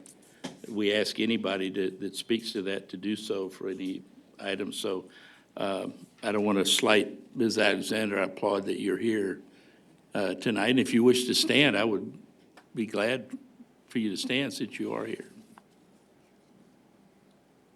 Okay. Thank you. Thank you very much. I just don't want applicants to feel like, oh, I have to go stand in front of those TV cameras in order to get appointed. Never mind, I'm not interested. We need good applicants. It's all voluntary, just so that they get the opportunity. Thank you. I've received ballots from all council members and tallied them, and I'm pleased to announce that Ms. Dolly Alexander is being filled in the blank for the resolution. And so this is now a resolution to appoint Ms. Alexander to the Library Advisory Board. Now can I make the motion? Now you may. You may. I move that we appoint Dahlia Alexander to the new Library Board. Second. Advisory Board. Been moved and seconded to appoint Ms. Alexander to the Library Advisory Board. All those in favor, say aye. Aye. Opposed, same sign. Congratulations. Item E2 is a resolution approving the programs and expenditures included in the Victoria Sales Tax Development Corporation's fiscal year 2019-2020 budget, authorizing the city manager to execute a professional services agreement between the VSTDC and the city of Victoria for operation, administration, and management in the amount of $67,820 and declaring an effective date. I move to adopt E2.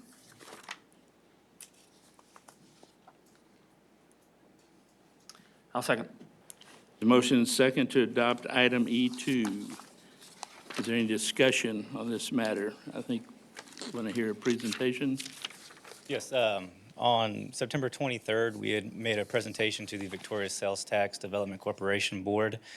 This is the same presentation that we had given to them that evening. I'll just comment that there hasn't been any updates to it since that time. Once we have closed out fiscal 19, we'll present a updated report, but this is just a snapshot from September 23rd. What we'll look at are the fiscal 19 projections and then the fiscal 20 proposed budget.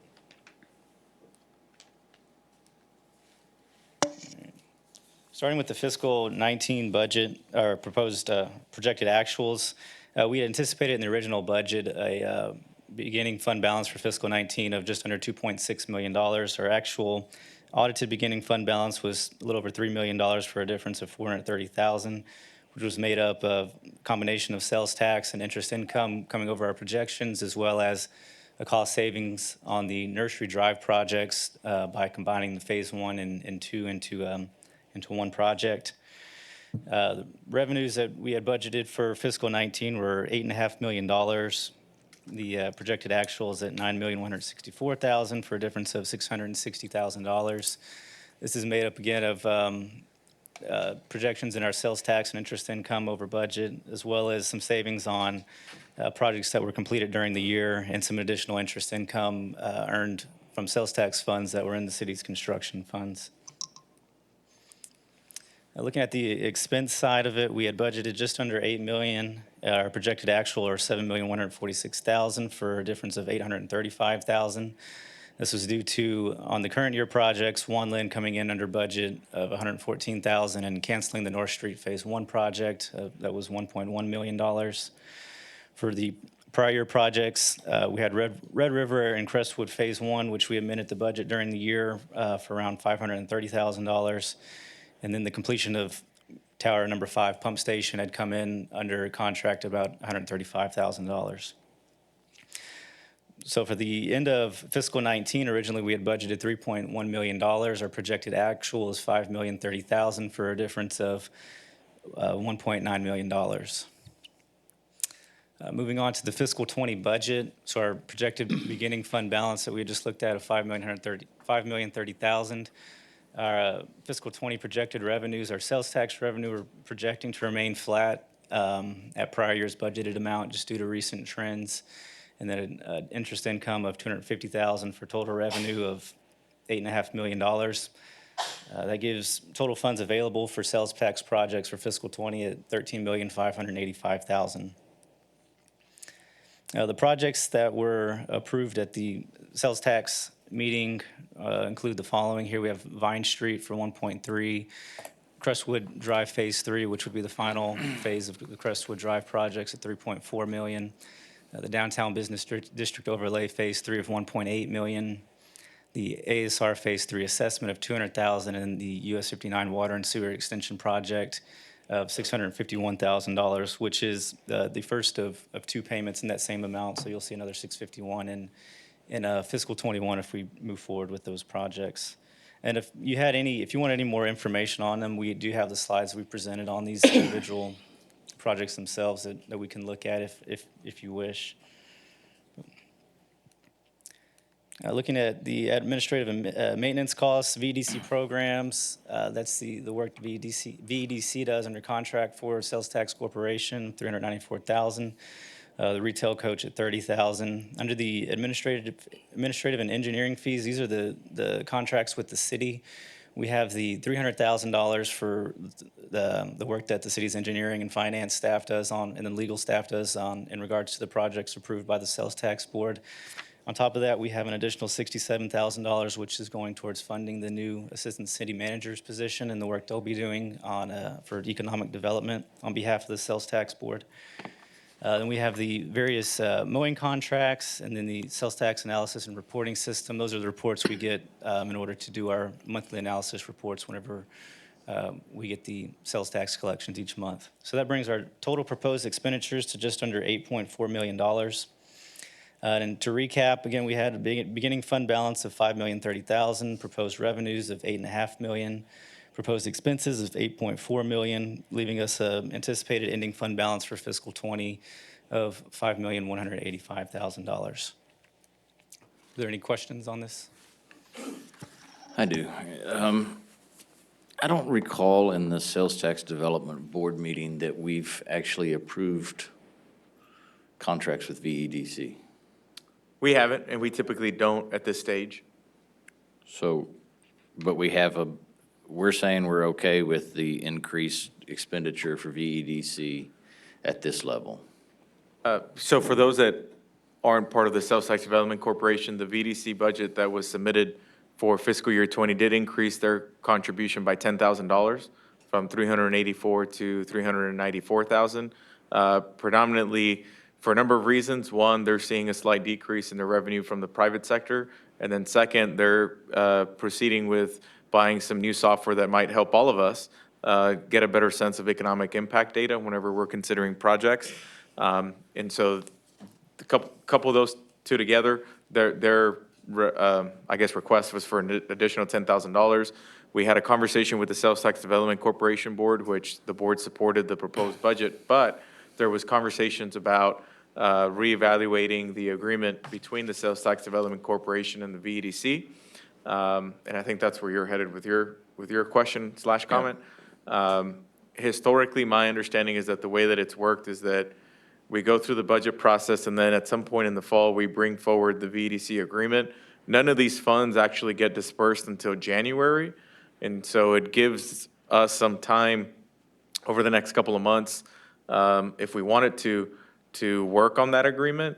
We're working on a recommendation to make to the Sales Tax Development Corporation later this month on how we think it's best to proceed with that feedback that we received at the last meeting. And so we plan on kind of getting into that in more detail with that board first.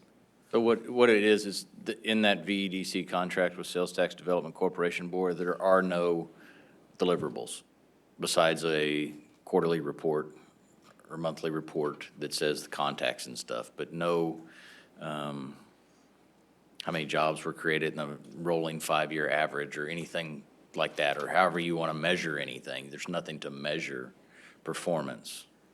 And I feel that if the Sales Tax Development Corporation, through the, what we're looking at here, this budget, is responsible for over 50% of their budget for the year, their income for VEDC, I think that we should have some type of deliverable from VEDC. And it doesn't need to be onerous, but it needs to be reflective of the money put into VEDC, if that makes sense. Excuse me, Ms. Scott, go ahead. I was just going to say that by the nature of economic development, a deliverable most of the time is going to be very unimpressive. And when you just now said, that it should be, I forget exactly what you said, but basically commensurate with the money put in, most of the time it's not going to look like that because that's just the nature of economic development. So. And so that's why it's a tough discussion. Right. I think there needs to be, I want to know how many people they contact. We're paying them, we're the huge part of their budget. I want to see some measurables. I also want to know, is this a one-time increase? Or is this 10,000 going to be added? And next year, they're going to add for 10,000 more? I think they've held it. Mr. Bogdan, For a long interrupt time. for just a second to clarify for the public the difference between this city council board and the sales tax board and the roles that you play? Because I know that we're getting into a discussion about the contract with VEDC, and I want to make sure that everyone understands that city council is not a party to that contract. That is a contract between the Sales Tax Corporation and VEDC, and it will be discussed at that board meeting in the future. However, state law requires that whenever that corporation adopts its annual programs and expenditures through their budget, this board has to approve that budget before they can move forward with those expenditures. And so at this stage, this city council is really reviewing the programs and expenditures, and it's not necessarily this board that delineates what is in that contract, although three of you serve on that board. Well, I think the important thing to do, absent of a contract, there's no mechanism to spend the money. That's true. So I think the importance is in the contract and what the board does. Yes, and I was just trying to give some context Yeah, for well, my yeah. question on Right. that. Sure. So I think given the situation, again, without the contract, there is no mechanisms to spend the money. So I think the comments are taken and everybody's opinion is understood. And I think everybody understands that, I hope. Any further discussion?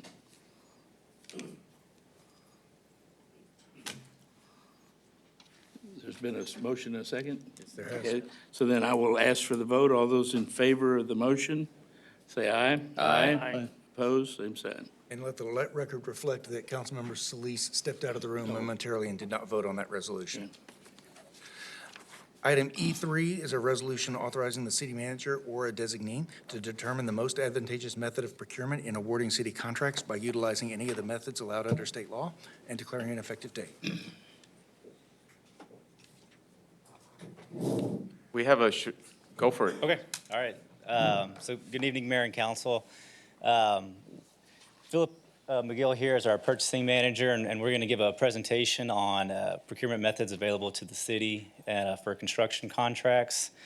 I'll go over, what we currently use in the competitive bid process, and then Philip will discuss the alternative methods that are available that may provide a better value to the city.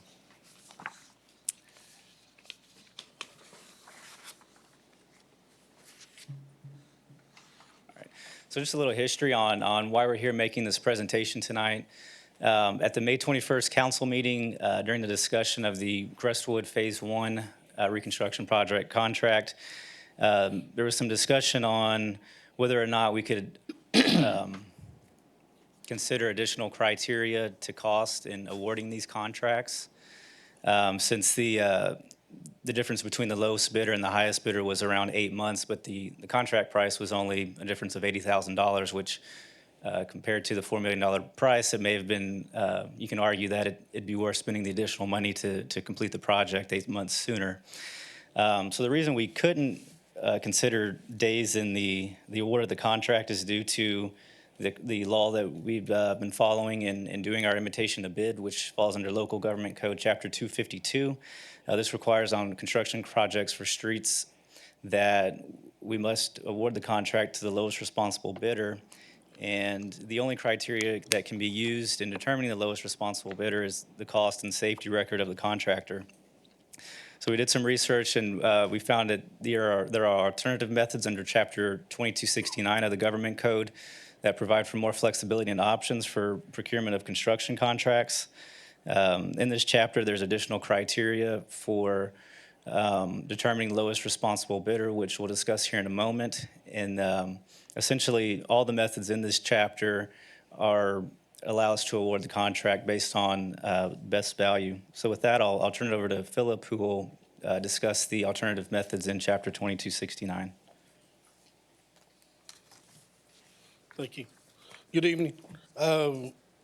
Alternative methods under Chapter 2269 are competitive bidding, which is different than the invitation to bid, and I'll explain that a little bit more in detail. There's a competitive sealed proposal method, construction manager at risk, i.e. a general contractor, the design build, construction manager agent, i.e. a project manager, and design build for certain civil works projects, but only if population is over 100,000. And there's also job order contracts that are reoccurring maintenance and repair contracts. Any method besides competitive bidding has to be determined prior to the solicitation for that project. And it can be done either each time through council, the governing body, or by delegation to city manager or designee, which is our purpose here tonight. I'll discuss the first four, but I want to focus mainly on bidding and proposal, because we typically do not do general contractors. And again, design build is for buildings in our situation because of our population. And also some of the other projects are because we're only talking about civil works projects. So under competitive bidding, it's a traditional type of method where you're getting competitive bids, but you're able to look at lowest responsible bidder in a different method.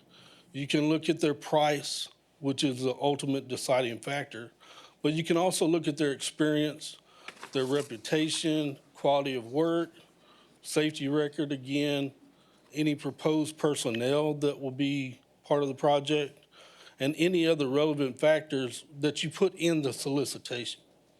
It could be number of contract days, whatever it is. An example of this would be if you had 3 bidders that met all your criteria except for price, price would be your determining factor. And this also allows for more flexibility as opposed to 252, where you can only look at safety record. Or you can only look at what? Safety record. Okay. On top of price. Under the competitive seal proposal method, it's similar to the bidding process, except it's awarded based on a best value method, which is determined by your criteria having a weighted value and ranking those bidders or those proposals. Most importantly, this allows for negotiation, starting with the highest ranked bidder and continuing on until you either have a successful contract or you run out of bidders. I'll go over the last 2 methods. I'm not going to spend a lot of time on them. I just want to go over them so you're familiar with them. Construction manager at risk is essentially a general contractor. They assume all the risk, financial and legal, and it's a turnkey project. They provide your consultation with your design staff, but they procure all the contracts for the construction. But it adds days to your construction process. And also this allows for a guaranteed maximum contract price on this, so it could be costly. In this method, city staff would design the project in consultation with the general contractor. And if you had, and it's done in, the contractor is acquired or contracted in one of 2 methods. Either an RFP method, if you know your qualified contractors, if you already have a pool set up, you can just request a proposal from them. If you do not know the pool, you have to get a request for qualifications and then an request for a proposal from that group after that process is done. Again, we would typically not do this because of a general contractor. And finally, a design build. This is a single contract which is awarded for design and construction. Again, turnkey project, allows for negotiation, but it's limited in our situation because of our population being under 100,000, that only buildings or associated structures to that building can be used under this, or this method can be used for that. The contractor is selected, again, through an RFQ or request for qualification, where you submit a design criteria package to them. You determine your pool, and then you request proposals based on that package, and you select your contractor from there. And again, this method cannot be used because of our population. Do you have any questions before I return this to Wesley? The design build method can be used on buildings, but not roadways or city Correct. projects. Overpopulation. Well, we're not, For us, But for buildings, it still could be. Right. So on the the first one, the traditional competitive bidding, you talked about that you could negotiate on the second one, on the sealed proposals. So we don't, and you can't negotiate on competitive bidding? No, ma'am. Okay, it's these factors, you find one and you either accept or reject. Correct. It just gives you more flexibility in selecting your contract based on the criteria that you put in the solicitation, that you can put in certain requirements that have to be met for the contractors, and you'll look at that, but ultimately it's still price, but you're determining the responsibility of the contractor. Are there any cons associated with the competitive sealed proposals? It takes a little bit longer. Essentially, you're looking at more time before you can start the project. How often or how much do the criteria vary if you did a competitive sealed proposal? I'm just trying to think of, is it predictable what the city's always going to ask for, or is it going to change from project to project?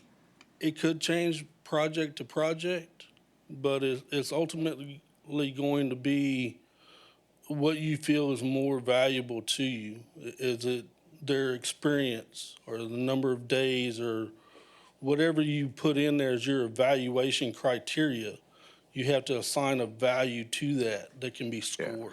And each project will be different, and it would be hard to answer your question in terms of how much would it vary, because we haven't approached it this way in the past.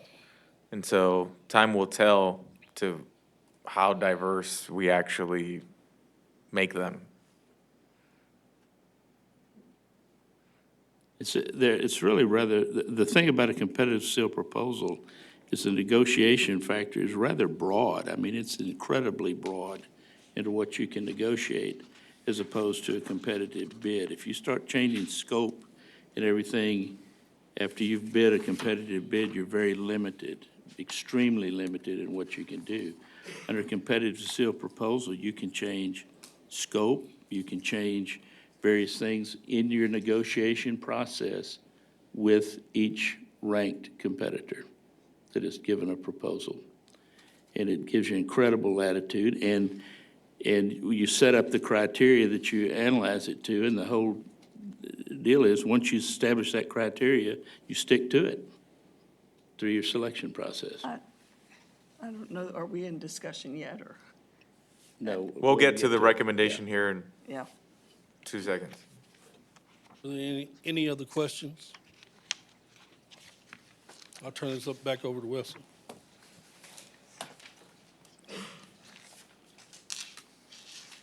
Okay, so again, what we're here tonight is requesting that council delegate its authority to either the city manager or a designee to determine the most suitable method on a project-by-project basis for the procurement of construction contracts. This eliminates the need for us to have to come back each time we begin a solicitation process to get approval from council on which method we can use. Again, I just want to reiterate that council will still approve all projects over $50,000, that those will all come back to you for final approval. So there's no changes to that procedure.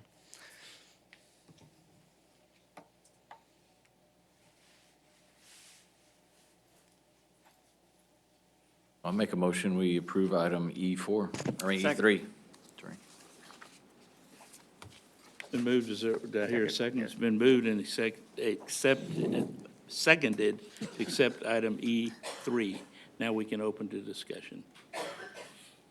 These are relatively new concepts to me, but it strikes me that the competitive sealed proposals with the negotiation is great in private commerce, but I'm concerned about the predictability of the city, of an entity, of someone that makes bids to us, that each time they're going to be different criteria. And I do feel like if we change the criteria, that opens it up to becoming more of a political process than the sealed bids. But the criteria are spelled out in the specifications that go out for the proposal. Right. It's not a surprise, and if some tweak needs to happen from one to the other, that the council maybe decides that they like a better weight on something, safety as opposed to time and number of days. But we're really not going to make that decision up here. That's That true, too. criteria. That's That's true. going to come through the purchasing department. And, If we go with this recommendation. well, they get to choose which method is the best delivery for whatever particular project it is what we're deciding. And I think what would be more political would be if every time that we went out for a proposal, that would have to come to council. And you might have people reaching out to you saying, no, don't go that method, do this method, and so by delegating this, you kind of remove yourself from how that's all set up. You just approve it at the end But wait, because of the amount. I'm back a step before that. I'm not delegating authority to make the decision. I'm sticking to the traditional competitive bid. And Ms. Scott, if I may clarify. Is that? So the competitive bidding option that you're reviewing right now is under Chapter 2269, which is one of the options that you would delegate me to choose from this list. Right, that's what I'm saying. I'm back on the Yeah, not what we do delegating. now is Okay. a completely different chapter that solely focuses on price and maybe safety. And so this incorporates some more factors. I should have asked you questions beforehand. I'm sorry. That's all right. It's If I okay. can clarify further, Yeah. and I'm over here, I'm sorry, I have one of the next items on the agenda, so I've moved myself down here to the podium. If I can clarify further, I want to just remind the members of the public who are watching here that this resolution is not selecting any of the methods that were discussed here. That was background information for council members to understand the options that will be available to be chosen from. The scope of this resolution is only to delegate to the staff, to the city manager, the authority to make that determination on the front end. And Ms. Scott, I think your comments about your preference for one type or another, I'm sure that staff will take those concerns into consideration. when But the time comes. if this resolution does not pass, what is the procedure that's followed now? If this resolution does not pass, the city will have to continue using the process that we currently use, which is to use the lowest responsible bidder, price only, unless we come to council before each and every project and ask for that determination to be made by council before the project starts. And keep in mind too, that a big part of why we're even having this conversation was because of direction from council to change the way that we do it so that we have more flexibility behind choosing things based on time, things on other things. And so we're here because of direction from council that staff received in May. But I appreciate the increased flexibility. If I may, since when was this adopted initially in 2267, back in about 2012, the legislature finally consolidated a lot of different procurement methods into one law that made it a lot easier for everybody to understand. And I do a lot of work for public entities. And I can tell you that almost all of the public entities I work for use these alternate methods. Probably competitive seal proposal more often than others. I think you could testify to that. You're involved in a lot of them. And it's a very good way to get the best value on these proposals. And it's not uncommon. I'm involved in resolutions all the time that delegate authority, mostly to conduct the process. What we're doing here is allowing him to select the method and then eventually conduct the process. And that way it streamlines it. It's done by staff who's more familiar with the projects. But the key thing in this whole process is it always comes to us to improve the contract and spend the money. Yep. That's not circumvented. And one thing I do want to point out, and this is going to give props to the mayor, but if we pass this resolution, I would encourage you to rank your people that are making proposals prior to getting prices. You did that recently, Mayor, and I thought that was the best thing because you're not jaded by looking at a price and then ranking different categories. Fair enough. And for professional services, we already do that. That's right. Um, And the statute so- specifically allows that kind of two-step process in some of the procurement methods, like, I think design build is set up that way, I think. CM at risk is Construction also. manager at risk, I think is set up that way, where you can do a two-step process. The statute really envisions a one-step process for most of the other methods. But absolutely, your procurement manager will be recommending the best practice. Going to back up to what we do now. Lowest responsible bid, price only. In that procurement method, is there the capability of negotiating? Or is it price only, that's it, no discussion? Right, it's price only, there's no negotiation. This isn't what we do now. No, I wrote down what he said, we do lowest responsible bid, price only now. Okay. Yeah, well, these, I know it's right. Which is actually under local government code 252, correct? Correct, yes. Right. Let me back up. That's one of the issues. Right. I call the question. All right, any further discussion on item E3?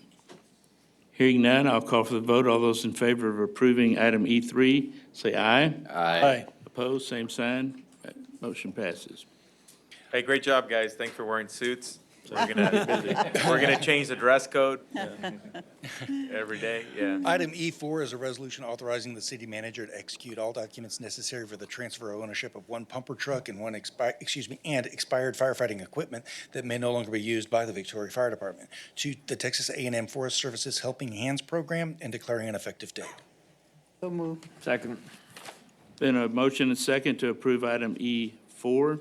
Any discussion on that matter? We get a tax write-off? We don't.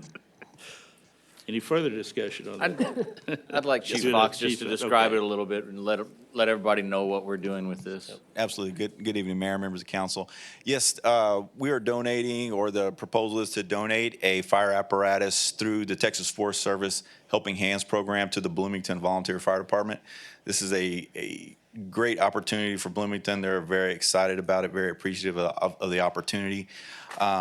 They would not be able to afford this apparatus any other way. And Mr. Garza came up with this idea, like, hey, let's keep this in the community. And this will benefit us. Bloomington's probably one of our highest densely populated areas in the county. This truck will be smack dab in the middle of their community, able to serve that community. So it's a great program. And as you saw in your packet, how we typically get rid of these trucks is through gov deals, and you see there just wasn't much value for a truck with this many miles, this many hours on it. So we think this is the best option for that truck. Thank you very much, Chief. Thank you. And it's also breathing cylinders? Oh, also, we're donating in this proposal is breathing cylinders and expired PPE. That is all going to Helping Hands, which is the Texas Forest Service, and that will be distributed to any volunteer fire department that wants to get it. That is not going directly to Bloomington, just the truck. Great. Thank you. Any further comments or discussion? Hearing none, I'll call for the vote. All those in favor of item E4, please say so by signifying aye. Aye. Opposed, same sign. Mayor and members of council, the next item is a resolution allocating funding to outside agencies from the 2019-2020 hotel occupancy tax funds, authorizing the city manager to execute funding agreements with said agencies and declaring an effective date. Mayor and council, this is my item, and I would like to give some preliminary information and background information on this item before you consider a motion, in part because one of those preliminary matters is an appeal that has been filed by one of the applicants. So before I get into the discussion of the appeal, let me talk about the process that we use for allocating these funds.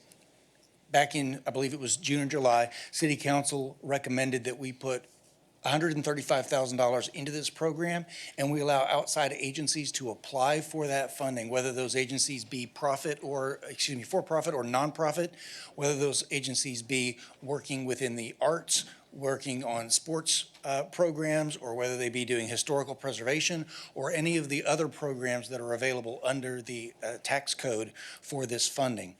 This year, we had 16 applicants for those $135,000 of funds. The total ask was a little over $310,000. And so our process is set up to try to distribute $135,000 among those 16 applicants. This year, we're recommending that the awards go to, and I'll simply read through the list for the people who may be following along on TV. The Bach Festival is being recommended to receive $12,000. The Victoria Ballet Theater, $15,000. The Kiwanis Club of Victoria, $4,500. Magic Turkey and Toys, $6,500. The Museum of the Coastal Bend, $12,000. Memorial Weekend Bash, $8,046. The Quilt Guild of Victoria, $3,900. The Victoria Symphony, $15,000. Texas Clash, $5,000. The Texas Mile, $12,004. Theater Victoria, $10,000. TLT, the Children's Project, $1,000. Victoria Preservation Incorporated, $12,000. Victoria Regional Museum Association, that is the Nave Museum, $10,550, and Warriors Weekend, $7,500. There was one additional applicant that is not being recommended for an award this year. It was the Victoria Country Club. When they submitted their application for one of their tournaments, it did not include some of the necessary information, specifically a budget. And when we contacted them about that oversight, they had a calendaring issue where they're not yet able to project next year's budget, and they were unable to provide that to me. And the response we got was simply, thank you, we will try again next year. So they are not being recommended for an award this year. Before I get into the details and allowing you to ask questions about any of those applicants, I want to say for the record that I am a member of the Kiwanis Club of Victoria, one of the applicants this year, and I have abstained from this item, their application on both sides. Both as a member of the club, I did not participate in the drafting of their application, and running this program for the city, I did not participate in the evaluation of that application or the recommendation made by our committee. And so I want council members to be aware of that as you're considering the recommendation that the committee brought forward to you. With regards to the appeal that was submitted, I submitted at your desk a copy of the written appeal that was submitted by Memorial Weekend Bash. We are recommending that they receive $8,046. That is a decrease from last year's recommendation of $13,050.92. And they have submitted an appeal. All applicants are provided an opportunity to submit an appeal in writing, and they are the only one who has done that this year. So for your consideration, I want to go through quickly the decision process that was made with this particular applicant as a way also of explaining the process that we use overall, considering all of the applicants. We have essentially a two-step process. We consider both some objective criteria as well as some subjective criteria in evaluating the documents that are submitted by the applicants. The objective criteria include various things such as the number of hotel rooms that are generated by that event. Council members have told me previously that that should be the highest weighted criteria. I have communicated that to the applicants as well, and those applicants, I think, do a good job of that. Memorial Weekend Bash received very high numbers with regards to their number of hotel rooms. They do a good job of generating hotel rooms within the community. They have estimated for this coming year 350 rooms. We think that the number is more likely to be about 200 based on their historical performance. They've had between 150 and 250 rooms in the past 2 years, but still that puts them very high up on our list of hotel rooms calculated into our formula. And so they received high consideration for that. We have a criteria for credibility and transparency of documents where we look at the documentation that they submit to us and we award more points or more credit for documentation that is more thorough, more complete, or more credible. And let me explain what I mean by credibility there. We're specifically talking about the hotel room reports that are generated as a way to determine whether the hotel rooms were actually used or whether these numbers are merely speculative. And some of our applicants do a really great job of submitting room block reports from hotels, and we consider that to be about as close as you can get to a gold standard. Other applicants do things like submitting to us ticketing responses, where they ask a question in their ticketing system, are you staying in a hotel room? And they give us that direct data. And all of those things are taken into account. Memorial Weekend Bash, the documentation that they submitted were letters from the hoteliers themselves. And that is not a problem. We accept those. They are legally sufficient to prove hotel rooms. However, it was difficult to determine from some of those letters the number of hotel rooms that were generated. When the letter says, for example, that our occupancy that weekend increased from 67% to 92%, we don't necessarily know how many of those rooms were, well, how many rooms was that in terms of an increase? And also how many of those increased rooms are necessarily attributable to this specific event? So we call that less credible documentation in that it's just difficult for us to determine exactly what goes into that. So that is part of this process. Additionally, we look at the amount of documentation that is submitted and whether they submit all the documentation that's required. Mr. Gooch, Yes, sir. for the public, when you say "we," you mean the Hot Funds Committee. I just want to, Thank you. That's a great point that I should have explained at the beginning of the process. There is a Hot Funds Committee that this council appointed, that they review this. When I'm saying "we" for this objective portion, I'm really talking about the staff within my office, primarily Katie Connolly, who does a great job of digging through all of these reports. And she's making the initial objective scoring. In a minute, when I talk about the subjective portion, the committee reviews these as well, and they submit a subjective score that also gets factored in. And then the committee sits down and reviews our objective score to make sure that the numbers aren't doing something unusual and they can make corrections up or down. So the committee is absolutely involved, and ultimately it's the committee's recommendation that you're considering tonight. thank you. The other criteria for, and I think this is significant because this was the largest impact for Memorial Weekend Bash. The other objective criteria has to do with compliance with the process, and that has to do with whether you turn in appropriate paperwork on time. Our process is a very long process, and the applicants can tell you that what happens is when you award the money here, we don't pay it out immediately. We pay in arrears. After they have done their event, we reimburse based on documented expenditures. And so in order to provide some accountability on the second half of the process, if you don't do a good job in the second half after the award has been given, we give you a ding on the next year's application. And that's what's happened here. There was some documentation issues with last year's post-event report for Memorial Weekend Bash, where they were unable to provide us information either on time or fully detailed information. And we had to go back to them and ask for that information again. And so that difficulty with compliance factored into their compliance score this year.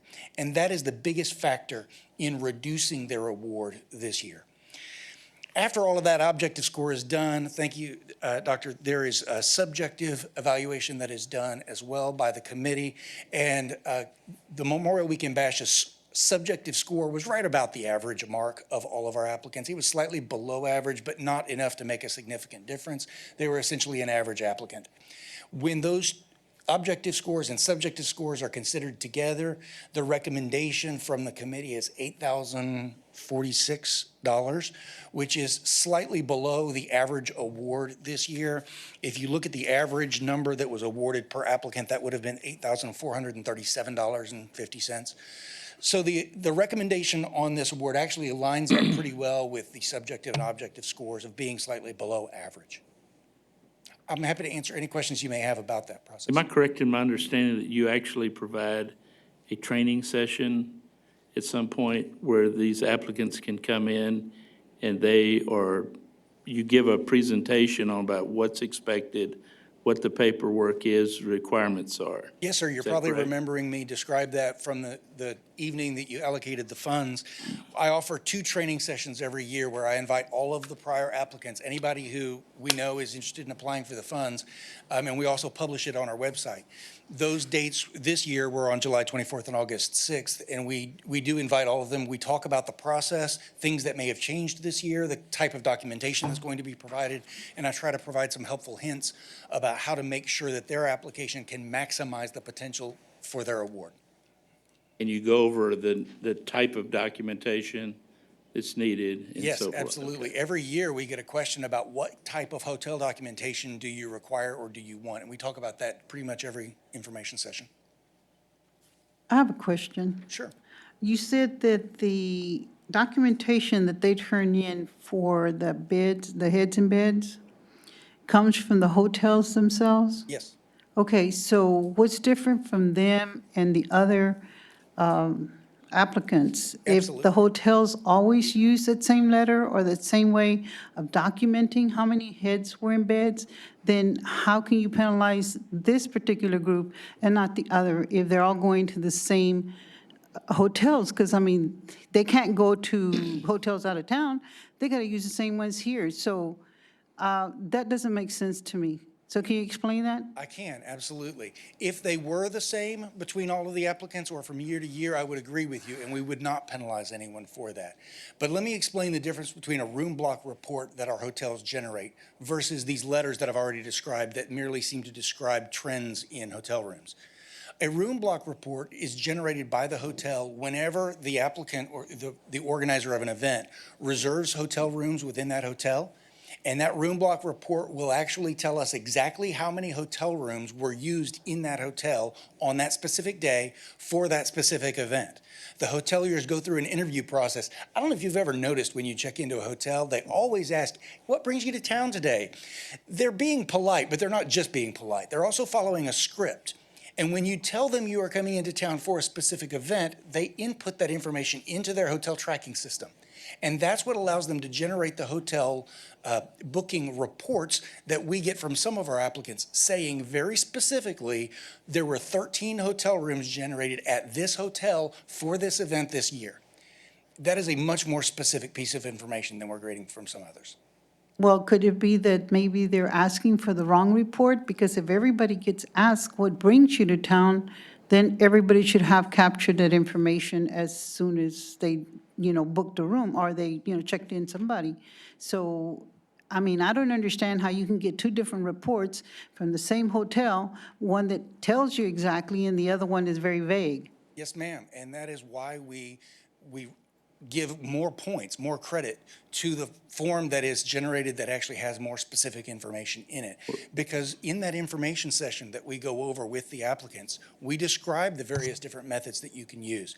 And I described that room block report as the closest thing to a gold standard. There isn't really a gold standard that captures all of the numbers, and I'm sure that the applicants who are in the room behind me would love to echo in on that point. It's very difficult to capture all of the hotel rooms that you have generated, and we recognize that. Well, I understand that, but maybe you ought to also have a class for the hotelers, because, I mean, if they're not giving these people the right information and then they get docked, that's not fair to them either. I'm not just talking about the ones that filed the grievance. I mean, I think everybody is got the same problem, because maybe we're not giving them credit for all the rooms that they really did. I think that's a great point, Ms. Solis. And I think I will work with Joel this Okay. year, the director of our Convention and Visitors Bureau. He has a close working relationship with the hoteliers in Okay. town. And perhaps we can do a better job of reaching out to them and trying to capture that data. I appreciate it. Can you clarify for me the block? Or when you say that, you're saying that the event organizer calls the hotel and says, we need a block of these many rooms. That's And that hotel holds it, sometimes offers sometimes offers a discounted discounts rate. Yes, for those people attending. yes. And then I would assume that those organizers would put that in their solicitations for the event? That for is people to typically use? what is happening Is that what whenever you happens? see in a flyer, they will say that our preferred hotel, our preferred hotel or our sponsored hotel is XYZ. That typically means they have set up a block of rooms at that hotel. There may be a discounted price applied to that or not. But some of the hoteliers are telling us that they can generate those kinds of reports outside of an actual reservation of a block of rooms. I don't know that that is necessarily easy for our applicants to get to, because if they don't have a working relationship with that hotel, you can imagine the hotelier is probably reluctant to release some proprietary information. Nevertheless, the hoteliers are telling me, oh yeah, we'd be happy to work with organizations on getting that information to them. So you're saying it's possible next year to bring some of the hoteliers into this training session? I think that, I don't know that they would necessarily get value from the training session, although it's a great idea to invite them, and I'll do that. I think we should probably be reaching out to them through our other relationships. Joel Novosad is the person I'm thinking of for that. Well, through him, I mean. Through him, yeah. through that relationship, through the Convention and Visitors Bureau. Obviously, I can't tell him what to do, but I think that's a great idea to expand that outreach. It kind of sounds to me like if somebody has a block of rooms, the hotel's listening for that to fill it in. But if somebody doesn't have a block of rooms and they say, oh, I'm here for the Texas Mile, the hotel is easily, I just picked that one, sorry. The hotel as easily might just put visiting for an event, because if they don't have a block, they might be listening for the blocks that they have. And if you don't answer that block, they would just put it in general, which would make it more difficult and lead to the report you got of, we had more occupancy, but we don't know what. I agree with you. Too. I agree with you. And that's why I start by saying this is as close to a gold standard as we can get, because I recognize it is not a gold standard. I would add to your concern, how do the applicants, how do the event organizers know which hotels to go ask for a room block report to, right? It's very difficult for them to capture, and they do yeoman's work in trying to comply with the law. What the law says is that the city cannot spend this money unless it is for the direct promotion of tourism and the hotel and convention industry. That's where that heads and beds rule comes from. And so as a consequence, we require the applicants to demonstrate to us, I did it again, I'm sorry, I'm not used to that microphone being in front of me. We require the applicants to prove to us that they are generating those hotel rooms. And then you have asked that we use that as a weighting criteria for distributing this money. And so we're trying to do the best we can to get the best data we can on that from the applicants. But we put that burden on the applicant, not on the hotel. That's correct. Okay. As I believe it should be. I think that's the correct place, yes. Should be on the applicant. I want to just briefly just add that if you look at the awards, this event was not the only one that saw a decrease. Texas Mile actually saw the most decrease, or the highest decrease, whatever. Largest decrease, whatever, I'm hungry. Largest decrease. And so, yeah. So, Texas Mile saw a decrease of almost $8,000. I think this event was close to $5,000. We had a very similar conversation with the Texas Mile and explaining the reasoning why their allocation was lower. And they said, thank you for the feedback. We'll do a better job next year.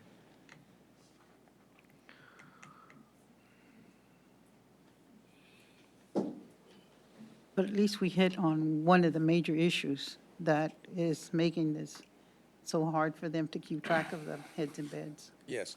So That and, with Texas Mile specifically, there was a issue that prevented their representative to making the training.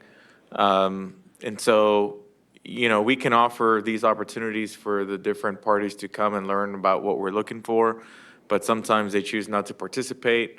Other times, issues happen outside of everybody's control that prevent them from going. So there's so many different factors. We could certainly have a meeting and invite the hoteliers, but they're not all going to show up. And so we can certainly try, and that's why the process ultimately holds that organization accountable for their event. Yeah. If I may, in order to move the conversation along, I'm going to play a little parliamentarian role here for a second. I think council has three options available in front of you. Let's deal with the appeal first. And there are three options. You could choose to deny the appeal and then move forward with the recommendation of the committee. Or option two, you could choose to grant the appeal and give some additional money to that organization, either by, you could give additional money to that organization by amending the city budget and putting more money into this program.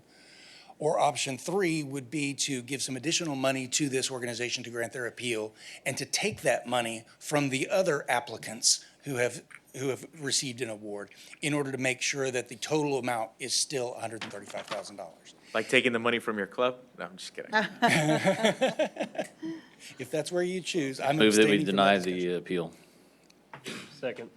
There's been a motion and a second to deny the appeal. Any other discussion on that matter? If not, I'll call the vote. All those in favor of denying the appeal, say aye. Aye.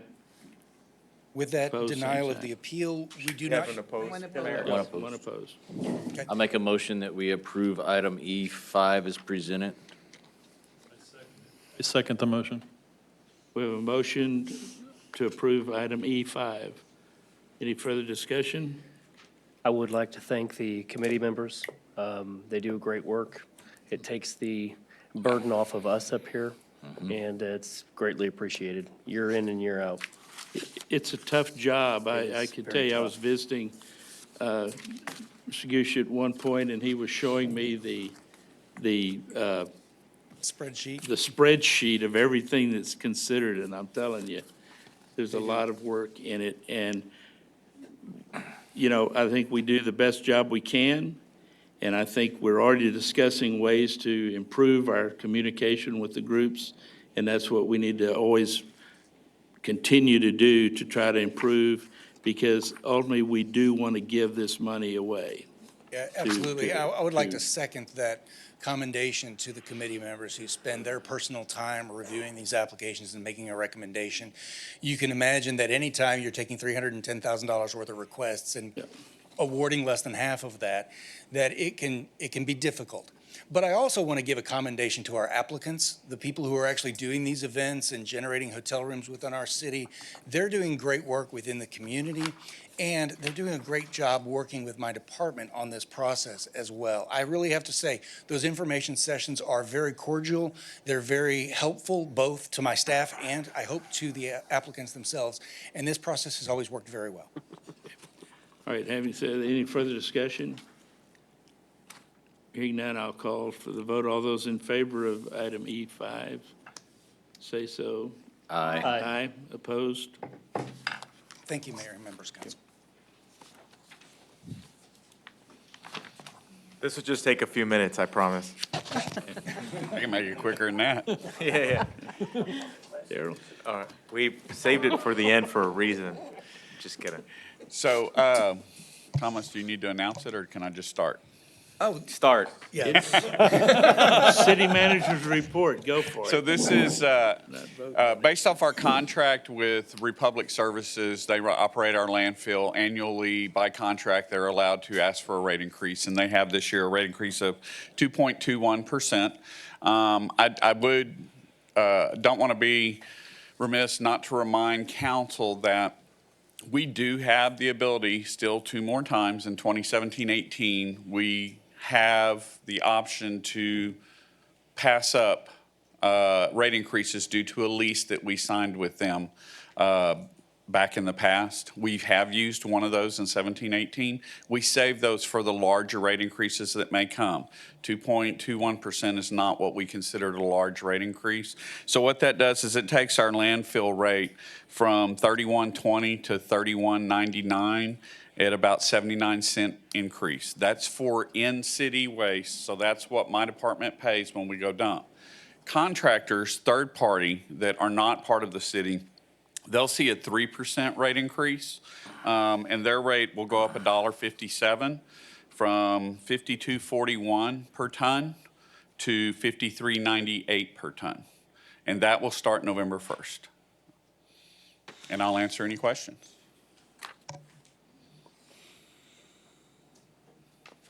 Thank you. Thank you. Thank you.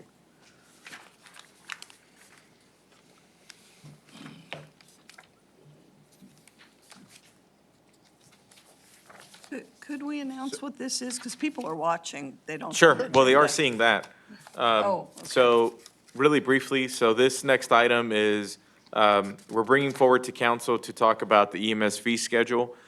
Per ordinance, that responsibility falls on me, and so that's why you're not seeing it in the form of council action.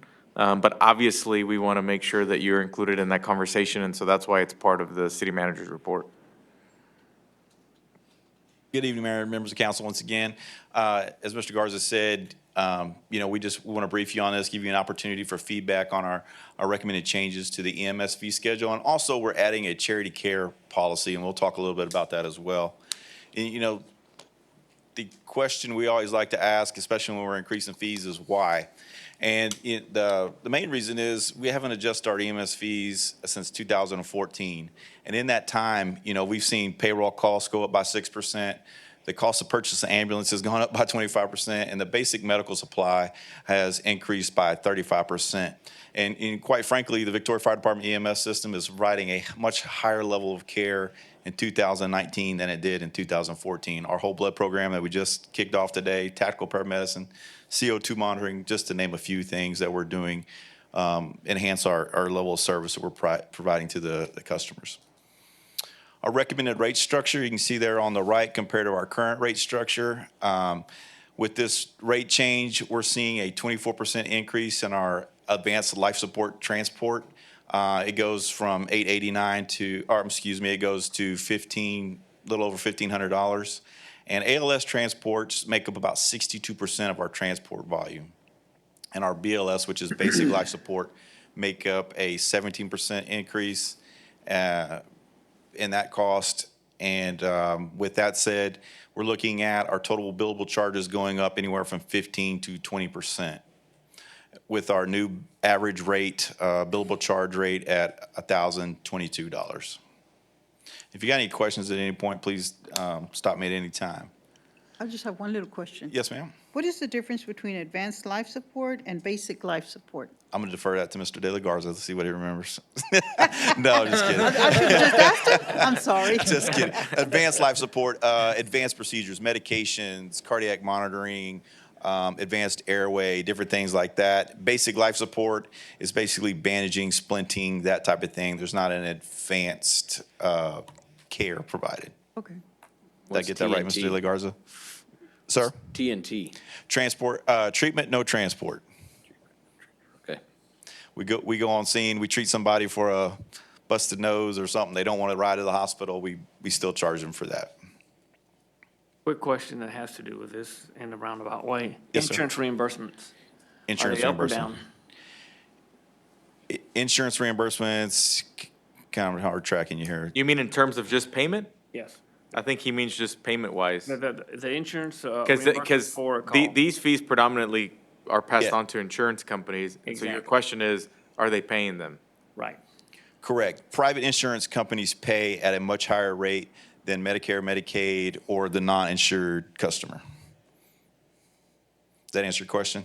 And are the overall insurance rates increasing? I think you have a bullet point at some point talking about the percentage that we collect. Correct. And I think that's what he's getting to. Exactly. Correct. We're collecting at 37%, and we'll get to that. But yeah, insurance companies pay higher. The one we have to worry about is Medicare, Medicaid, CMS. They're always, working and adjusting what they pay. Just as always, we like to look at our regional, how do we compare on a regional scale?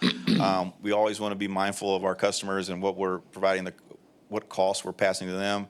As you can see, if you compare our $1,500 for a typical ALS transport to Calhoun County and Goliad County, we're well below those. And in Jackson County, we're right on the mark with them. So that's just kind of a regional perspective of what EMS costs are costing the customer at this point. And we also came up with this fee schedule with our billing company, and they look at trends around the state as well. And we're still below the state average, I would say, on EMS fees. Our financial impact, we estimate this billable charge increase to go from, roughly you see up there, 5.5 million to about 6.3 to 5 to 6.38 million. And once you take out our collection rate, which is around 35 to 37%, and then 6.5% that goes to the billing company, we're estimating anywhere from $125,000 to $175,000 annually increase in revenue with these changes to our EMS fees. I say that with the caveat, if any one of those variables in the payer mix or the level of service changes, that impacts what that revenue is. So, right now, those are our estimates. We have to continue to see if our collection rate stays the same, as Mr. De La Garza mentioned. If insurance pays less or more, that impacts our revenue. And if you're interested in getting historical data, we'd be happy to put together 5-year history of the collection rate to get a sense of whether that collection rate is trending up or down, Yeah. unless you have that now. Yeah, you can look and see right there. We're at 37% in 2018, and we're at 36.5 here this past year. So we stay consistently in that 37% range for the past 5 years, I would say, for sure. And this is, as Mr. Garza mentioned, the EMS fee ordinance is a little bit different than all our other fees. In the city ordinance, it's delegated to the city manager's authority to adjust those fees, but it also requires us to make council aware and also give you an opportunity for feedback on those fees and ordinances. That's pretty much it. I know everybody's hungry. Any questions about the fees? Yes, sir. You're going to do the charity care? Yes, sir, I sure will. Okay. Anybody have any questions on fees and ordinances? All right. Charity care policy. It has always been the policy of the city of Victoria to provide 911 service regardless of a person's ability to pay or not. This charity care policy puts it in writing. It basically provides the city of Victoria a policy for when individuals cannot pay their bill due to a financial hardship. This gives us that opportunity to classify that into charity care. And why that's important is because if we wanted to continue to participate in the ambulance supplemental payment program, we must have this charity care policy in place. And if you remember, that ambulance supplemental payment program pays for things like fire trucks. We've bought 2 fire trucks. Our Station 1 remodel project is based off the ambulance supplemental payment program. We've bought several things through this program, and we want to continue to stay in this program as long as possible. So that's why the charity care policy has come about. Until it runs out of money. Until it runs out of money, exactly. There's a few more years left on that, so we're trying to capitalize on that as much as we possibly can. What charity care is not? Charity care is not bad debt. So if somebody has an EMS bill and they have the financial means to pay that bill and they just refuse to, well, that's considered bad debt, and that is not considered charity care. Uninsured cost. If we have an individual who doesn't have health insurance, that is not included in charity care. And lastly, it does not include Medicaid and Medicare shortfalls. In previous years, those 3 things were considered in that ambulance supplemental payment program reimbursement. They looked at those numbers, and that was built into the calculation. For October 1 through of 2018 through September 30th, 2019, right, Gilbert? It's always a year off, so it throws me off every time. They will be looking at charity care cases only. So that's why the policy is important, that we have a charity care policy so we can continue in the program and apply for funding. I probably didn't talk about what is charity care. Free or discounted medical care provided to patients who are unable to pay for all or part of the medical costs due to a limited income or financial hardship. And that's what charity care is.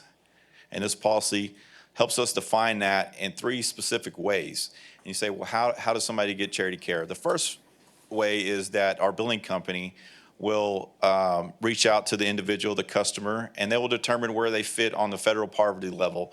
They'll ask those 3 specific questions: family size, employment status, and household income. If they fit into that matrix over there, then they will be granted their bill as charity care. If that doesn't work, they'll move on to the next step, which is a soft credit score pool. If their credit score is less than 550, then they will meet that criteria for charity care. And last but not least, they'll do geographic economic data. Through the IRS, our biller can pull geographic data by zip code. And if that zip code, their average income is below that poverty level based on family size, then they will also qualify for charity care. So we are raising rates, but we're also implementing this charity care policy, which we think will be very beneficial to a lot of our customers. The financial impact of this: self-pay and private pay, which is probably where most of this will impact, this charity care case will impact, makes up about 20% of our payer mix. We collect right now less than 1% of those billed charges from self-pay to private pay customers. And really why I brought that to your attention is just because we have a charity care policy does not mean we're going to see a significant reduction in revenue. It just is not going to create that based on our history. So we're collecting less than 1% of our self-pay, private pay customers, regardless of their charity care status. And the other big financial impact, as we mentioned earlier, is we received almost $1.4 million from the ambulance supplemental payment program over the years, and we want to continue in that program and continue to receive funds. And that's thanks to Mr. Rayna and his staff for pulling all that program together. So we wouldn't be able to continue the program if we didn't have this charity care policy. Any questions on charity care or EMS fees? And this policy, I also have the authority of signing Yes. off on it, which is why it's a city manager report and not an action item for council. Thank you, Chief. Thank you. Anything else from you to report? No, other than, we've got an extra week in between council meetings, and so after today's meeting, I'm sure that'll be a good thing. We are done. Nice.